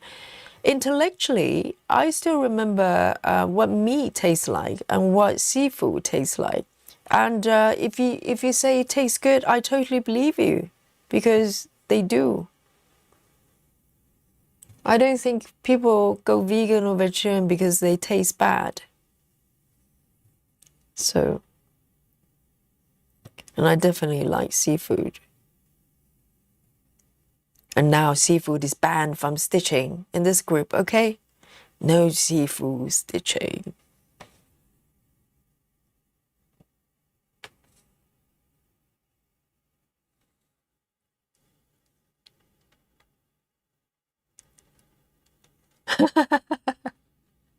Ginny.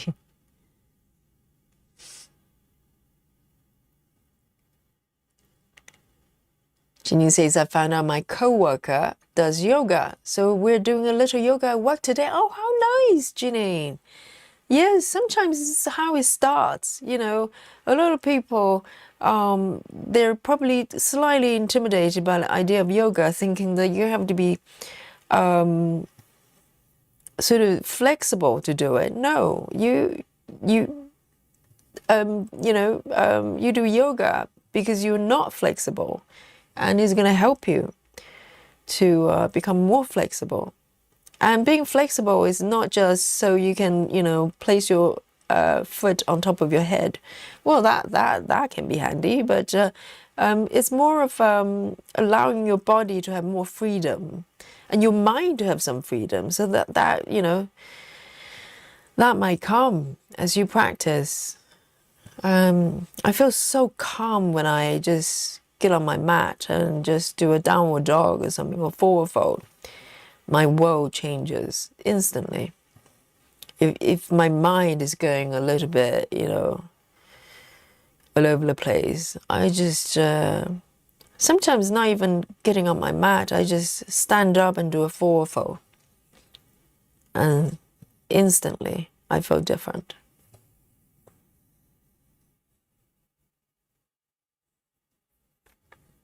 And that's really nice. Sometimes, it's planting seeds like that. Maybe someone at work, sometimes a lot of companies, they provide yoga sessions. Sometimes at lunchtime. I have colleagues, well, not colleagues, like other teachers. They teach corporate yoga at lunchtime. Just go in and do a 20-minute yoga by the desk. And some of them might go further and start going to yoga classes because of that. So that is very nice, Ginny. Now yoga, well, so how do I describe this? So a lot of people go, are there different levels of yoga? And I always say there's no level. There's one yoga. That's it for everybody. It's one yoga. So sometimes people think there's an advanced level or whatever it is. In my mind, there isn't. There's one yoga that people maybe practice in different way, but you work with your body. So there's no two bodies are the same, and so it doesn't matter what posture, what poses. There's a version for you. You just need to find that version. So, and you don't want to fight with your body and try to do things that your body is not ready to do. Quite often we have, have that kind of fitness goals that I would say is not compatible with yoga. With yoga, you are working with what you have, and at this moment in time, not tomorrow, not in 6 months' time. So goal setting is actually, I would say, get in the way of your practice. So part of the yoga practice is to be patient and knowing where you are is the best place right now, like this moment, and be, okay and embrace it. So that's very much part of the practice, because our human mind is, we want to get ahead. We want to, well, quote unquote, improve and get, quote unquote, better. But that's not what yoga practice should be. I mean, I think the beauty of it is there's no competition, not even with yourself. You're just working with your body and find peace, really. That's what we want.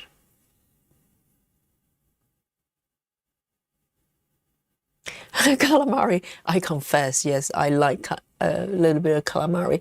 But after watching my octopus teacher, I don't think I don't think that thought ever enter my mind.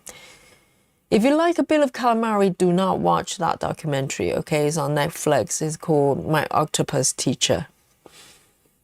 3363. 3363. Solar Wind says, I'm having sushi tonight, but not all sushi, raw fish. That's true, yes. There are vegan sushis with avocado and tofu and all that stuff. Cucumber, yes. Janine says, my co-worker is young, pretty, and skinny. I'm sure we look ridiculous together. No, Janine, that's not what yoga is. Yoga will give you a balanced body, and your body will express however it does, and whichever way you're perfect. And I think for me as well, coming from dance, I have been very, very critical of my body for a long time, since very young age. Hang on a sec.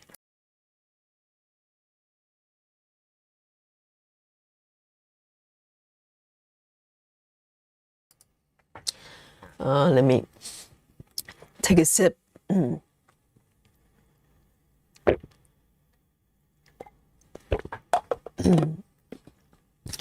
We're talking about, hang on.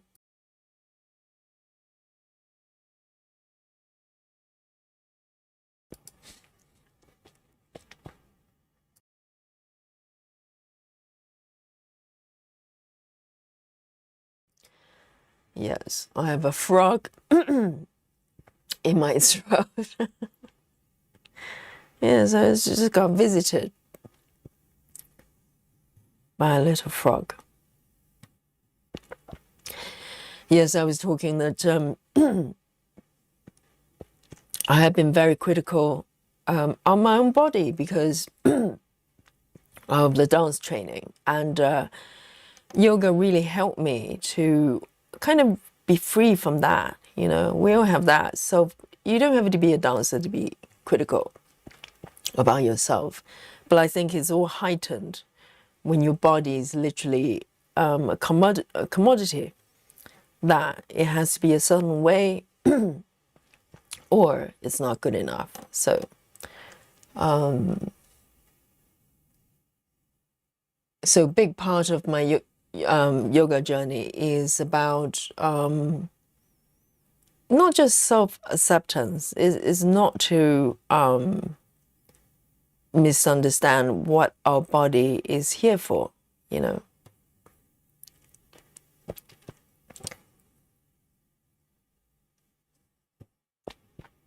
And I think I have improved a lot. I mean, sometimes you still have those kind of thoughts that you kind of judge yourself. But I try to free myself from that as much as I can.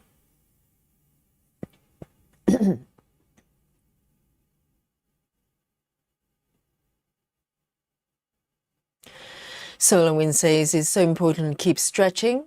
Do not let yourself get stiff like me. Now I have to reverse years of not stretching. But the thing is, I get a lot of students, they maybe have practiced yoga before or never practiced before and try to start, and whatever age they are. Body is amazing and is very forgiving. If you give it a chance, it will, it does amazing things. Flexibility, I believe, if you keep stretching without forcing, okay, Anybody can be flexible. Anybody, whatever age. If you start today, you will become a lot more flexible in 6 months' time, in a year's time. And it's not just for show, not just so you can show people that you can touch your toes. It's the fact that your body becomes stronger. You know, flexibility is not just so you can do certain moves. It's the fact that it gives your body a lot more greater ability to do things. You know, functional things.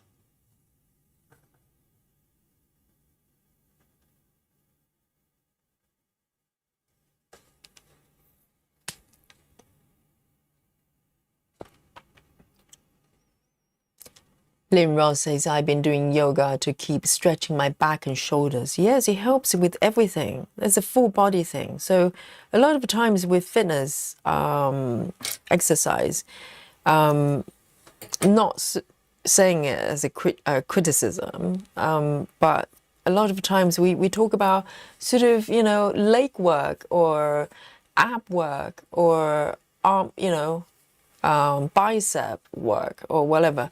No, our body is connected. There's one body. That's it. So if you work with yoga, you work with everything. There's no body parts that you isolate and work.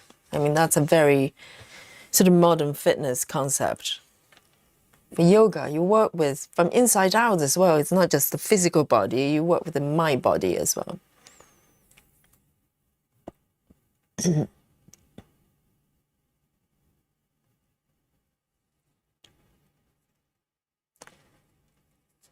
Lynn says, Yogi, can't see them light stitches.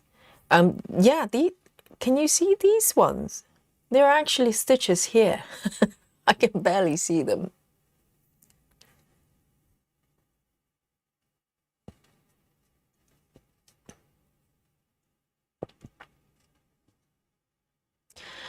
Jez Who Nick says, hello there. It's good to see you live again for this week.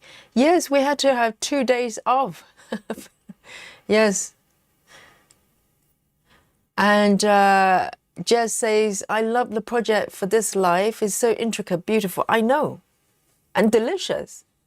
I'm stitching a cake, 2-tier cake, I think.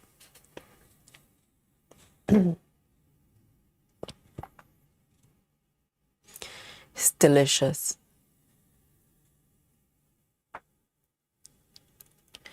All right then.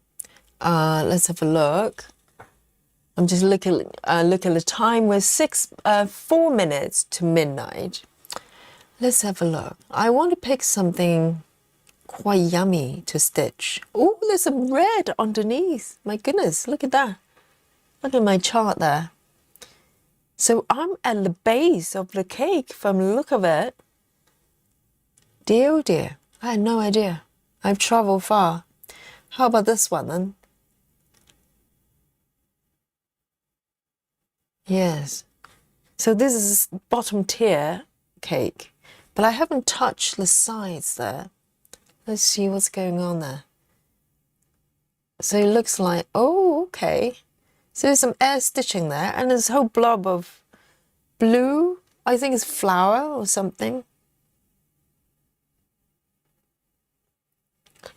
913. I want to do a couple more colors. 913.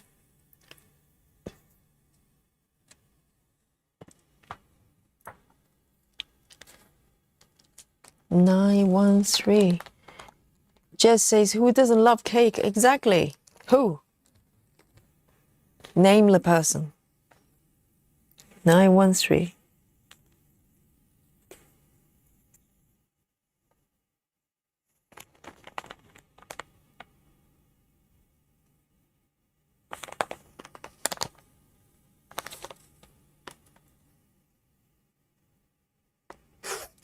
And this cake shop doesn't only have just one cake, it's got cakes everywhere. All the goodies.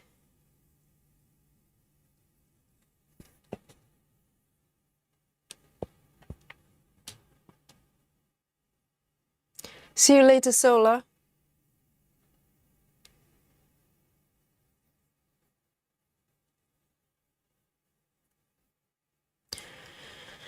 All right then. 1, 2, 3, 4.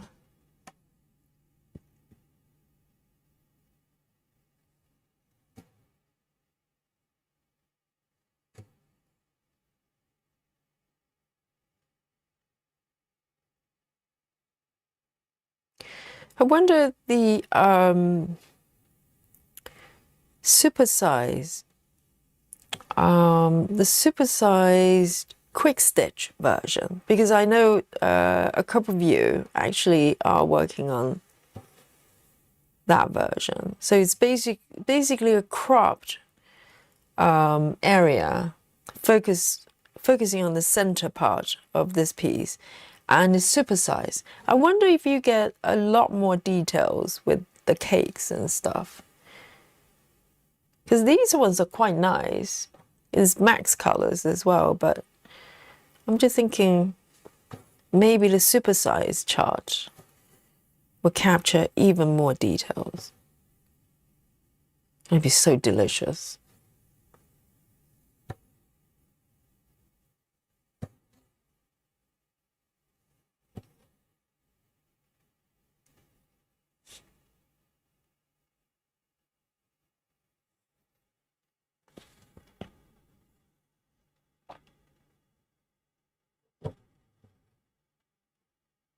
Oh, the starless stitches. Daughter's trying cross stitching as well, and she doesn't like it. I wonder why. And the daughter is 10. Yes, start them young. Get them hooked. I wonder why she doesn't like it. Maybe it's not for everybody. But it's nice to have a try.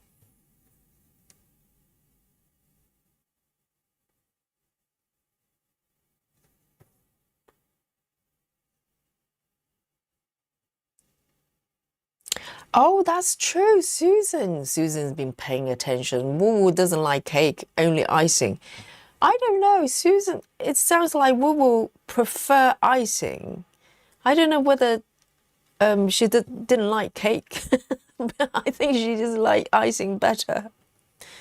Who doesn't like cakes, really? Seriously.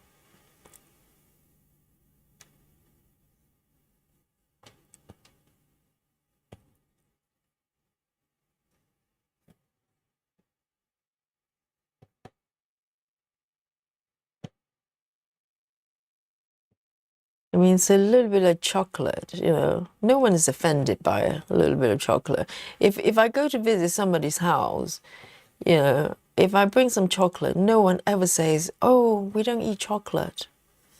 Everybody eats chocolate. Even people who don't eat chocolate, they eat chocolate.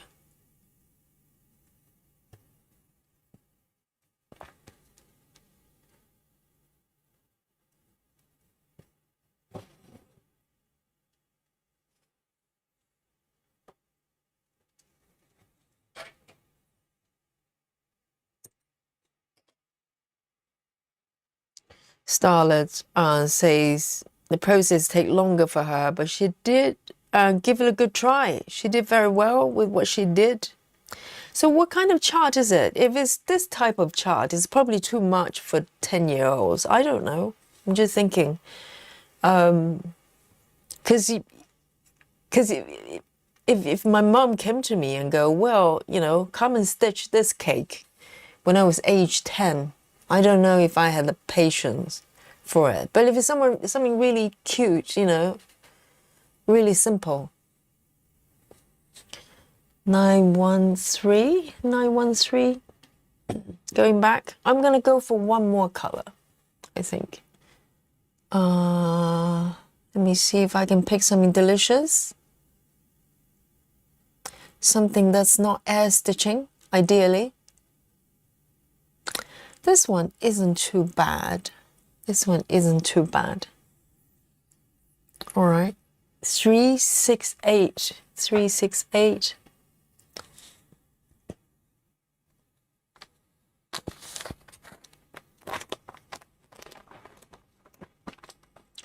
Ah, Travis.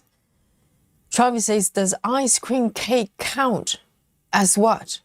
As a cake? If it's got cake in it, I think it's a cake, no? What's an ice cream cake? It's like a cake covered with ice cream. Is it? That sounds delicious. 368. 368 is going to be my last color. 368.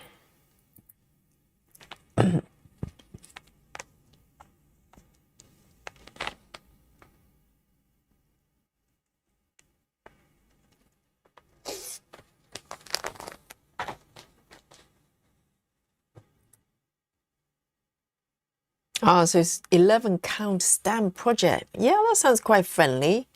Maybe it's a stamp project. Well, I don't know. The fabric is a little bit different, isn't it?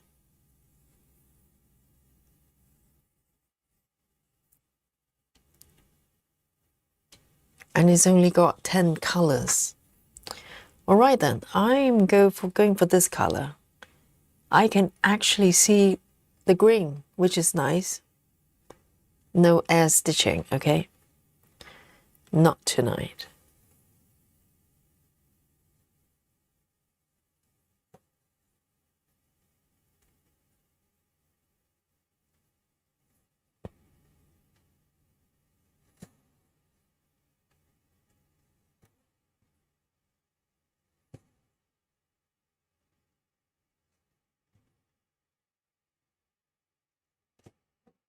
Okay.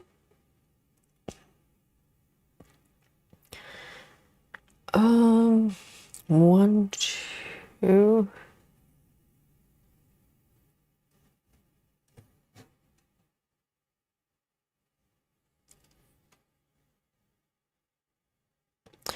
Travis says its base is a cookie crumbs and the cake part is ice cream. Oh, so where's the cake then? So the cake is actually ice cream. Oh, that's blurring the definition a little bit. I thought if it was cake covered with ice cream, then maybe it's a cake. But from the sound of it, it doesn't have cake. But then again, that reminds me of cheesecake.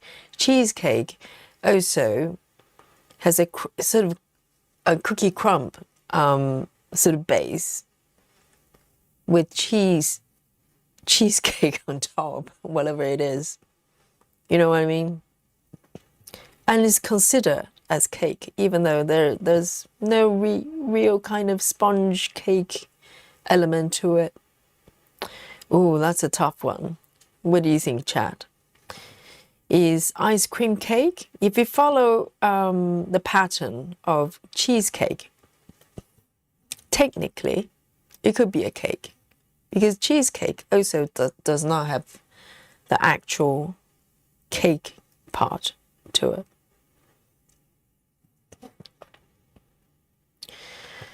Yes.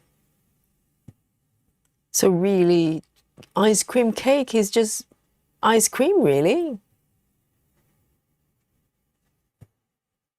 You know, maybe just call it ice cream. I just decided, executive decision that I made. It's actually just ice cream. Janine says cheesecake is gross. That's a random sort of, you know, comment from Janine. Why is it gross then? Cheesecake. Oh dear. It's going to start a war. Someone's going to go, I love cheesecake. It's the best thing in the world. I cannot live without it.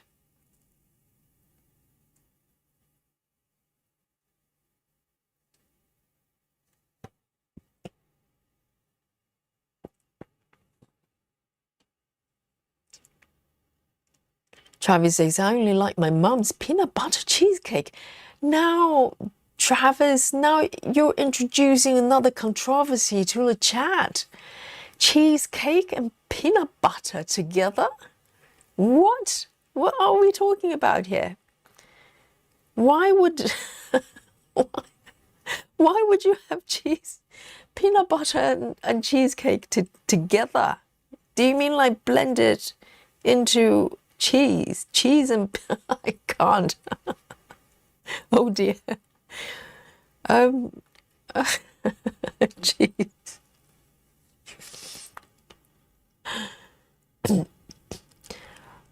Ginny says cheesecake is definitely not cake. Okay, now we're in a cheesecake, whether cheesecake is cake war discussion. Yes, cheesecake is a weird one, isn't it? Because it doesn't have the cake part of it. If you accept cake is supposed to be sort of sponge cake type of situation, you know, to warrant the name cake, then cheesecake in theory is more like mousse with some cookie bits at the bottom. So where is the cake, really?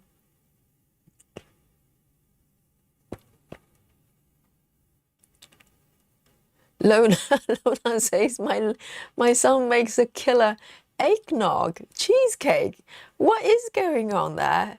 Can you not just leave the cheese alone? Just let it be without adding peanut butter or other things to it.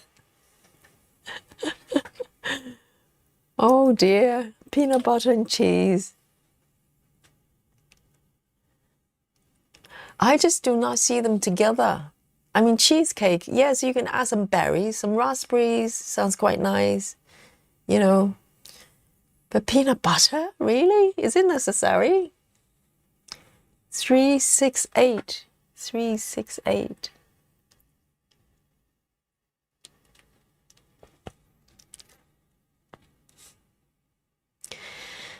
The Starless Stitcher says, I count cheesecake as kind of more of a pie than a cake, but it's good, so I eat it anyway, whichever category. Yes, that's a good approach. You know, just focus on eating. Yes, a pie. Yes, you could argue cheesecake is more like a pie because it's got like a base and then some bits on top, the cheese bits, whatever it is, without peanut butter, please. And yes, but it's considered a cake because cheesecake, if without a label of cheesecake, how would you describe it? If you say cheese pie, you're going to think about savory pie. Now we have a problem. How do you even communicate the concept of cheesecake without using the term cake? Janine is not, cheesecake is not friends for Janine. I can kind of see that.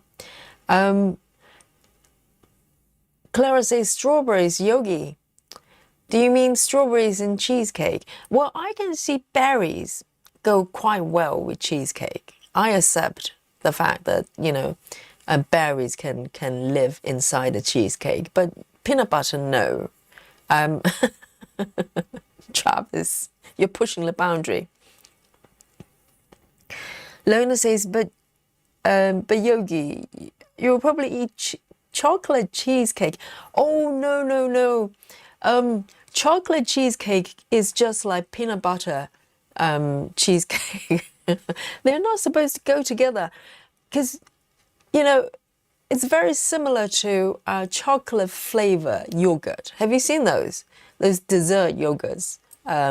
It's got chocolate flavors. I'm just thinking, why?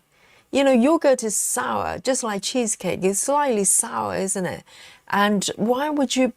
It just doesn't work with chocolate. No. Chocolate cheesecake is out. Chocolate mousse, yes. chocolate without the cheese. But chocolate cheesecake, no. No, it's banned, okay? Just like calamari, it's banned. Strawberries, yes. Strawberries in. Starlet Stitcher says, cheese pie sounds nasty. No, cheese pie, I just think it's savory pie with cheese in it. Cheese tart, because cheese can be savory as well. Michelle Fuller says, cherry cheesecake, delish, cherries on top, not in it. Yes, cherry, well, any kind of fruit I can accept can live inside a cheesecake or on top, okay? I'm very generous on that front. But chocolate, no. Peanut butter, definitely no, okay? It just didn't know, please. So... Janine says, why would you want to eat sour cake? Well, with cheesecake, you know, it's not just the fact it's sour. It's not a cake, right? There's no cake part of it. If you have a layer of the cheesecake bit on top of sponge cake, then you can call it cheesecake. I mean, I'm not sure Janine will like it, but it's, at least technically it meets the requirement of being a cake. But otherwise, you know, it's sour, but it's not a cake. Yes, strawberries on top of cheesecake. Yes, that's allowed, Clara, that's allowed. Mango, key lime pie cheese. Oh my God, what's happening here? Laura has come forward and go mango, key lime cheesecake. Key lime is lemony, right? It's lime, isn't it? And mango. All right then. Yes, it's not like strawberries. Okay. Now, officially, fruits are allowed on cheesecake. How's that? So any kind of, not banana cheesecake, and that sounds weird. Grace Housen says, do you have a cheesecake factory? What is that? Is that like what? Is that like a shop? No, not that I'm aware of. But then again, I'm not fully aware of all cheesecake outlets. So is it like a shop that you can buy cheesecake? So they specialize in cheesecake. Look at my cake, that is so cute. The bottom tier is not quite there yet, but I'm very, very happy. And the color is just so delicious though. Oh, so much better than chocolate cheesecake. Cream Ginny says cream cheese for bagels, not cake. Yes, cheese is weird, isn't it? Cheese can go savory and it can go sweet. Just like, I'm trying to find an analogy, I can't. Travis is still on the peanut butter. Peanut butter overpowers the cream cheese in the cake. I don't like cream cheese. Oh no, what's happening? Yes, Italian cheesecake has cake in it. Really? Lona says, so Italian cheesecake is on top of cheese. All right then that's qualified as cheesecake. But then again, why don't you just have, you know, I don't know. Because cheese is slightly sour, isn't it? Or is it? No, cheesecake is sour. Cheese is not sour. It's a restaurant. So it's a restaurant where they specialize in cheesecakes. Whoa, that's hardcore. Yes. That's pretty brave. I don't think I can even find a cake shop that specializes in cheesecake, let alone a restaurant.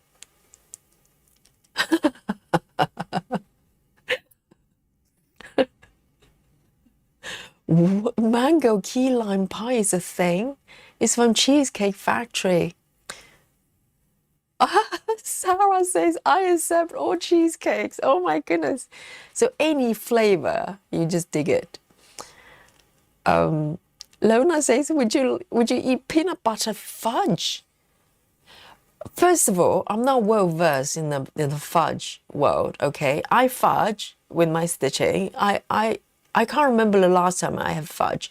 Peanut butter fudge, I can imagine that because peanut butter fudge is like slightly sort of caramelized, isn't it? Like toffee kind of flavor, depends. But peanut butter, I can see that happening. So I think that's legal. That's a legal move. I accept that. Janine says, most people think there's something wrong with me when I say cheesecake is gross. Yes. I think even I wouldn't say that, even though technically I understand is kind of, blurring the boundary of the definition of cake, which is, concerning to me. But I can probably have a slice of cheesecake without, thinking too much of it. Laura says, they have peanut butter chocolate cheesecake. Oh no, both together? Yes, peanut butter chocolate cheesecake has a layer of chocolate fudge cake. So basically, the chocolate cheesecake, well, not chocolate factory basically have everything cheesecake, but no cake, right? So there's no sponge cake involved. Oh, this is very, very, very disturbing. Very disturbing. I'm gonna judge you. Oh dear. And Rachel doesn't like cheesecake or red velvet cake. Why bring velvet cake in the mix here? Does it involve cheese? We're in a cheesecake area.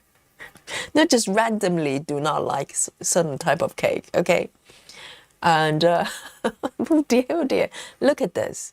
And let's have a look at my beautiful cake here, or partial, cake in the making. It's still being baked, and it's beautiful. Oh,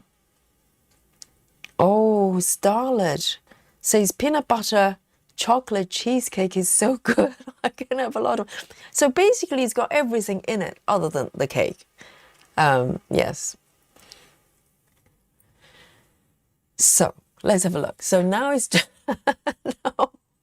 now after the heated debate of cheesecake and other things, okay, and peanut butter, and the debate goes on, and now it's 21 minutes after midnight, okay? I'm sure that it's going to come back and haunt us at some point. As soon as Janine mentions that she doesn't like cheesecake, this debate is going to come back. So today, there's no peanut butter or chocolate involved. I'm pretty sure that's a kind of strawberry berry type of cake. And the bottom one, I don't know, lime cake? What's green? It looks delicious though. So this is what I've done today. Is a cake stitching session after 2 nights missing you guys. And we're back with, a delicious cake stitching session. And I hope you enjoy your sessions too. But before we go, of course, I'm going to give you my stitch counts, okay? And let's have a look. Why not? This is just so gorgeous, isn't it? Let me zoom out a little bit so you can see what's happening here. So this is my first cake with this piece, okay? Nice and slowly. I'm going to have my first cake and probably eat it as well. So let's have a look. Right. So this is where I am today. Let me zoom out a little bit. So as you can see why this is my first cake, because, for the past close to 3 years, I've been stitching the room. This is not chocolate cake shop, it's just chocolate, I don't know, ceiling and walls.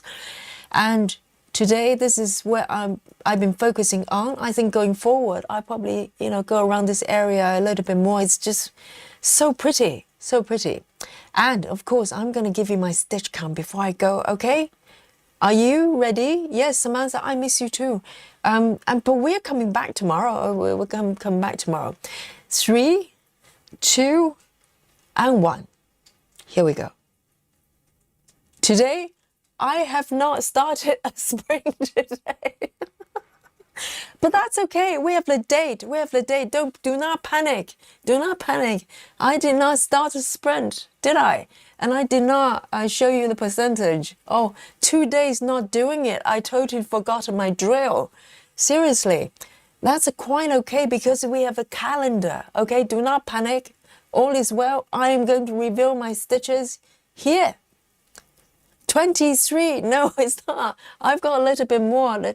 We cross midnight, okay? So after midnight, I did 23, but before, on Tuesday, 267. Can you imagine? I only did 23. And so who's got a calculator? You can add it up. So it's nearly 270-ish, right? 270-ish. And so it's not too bad for cake stitching.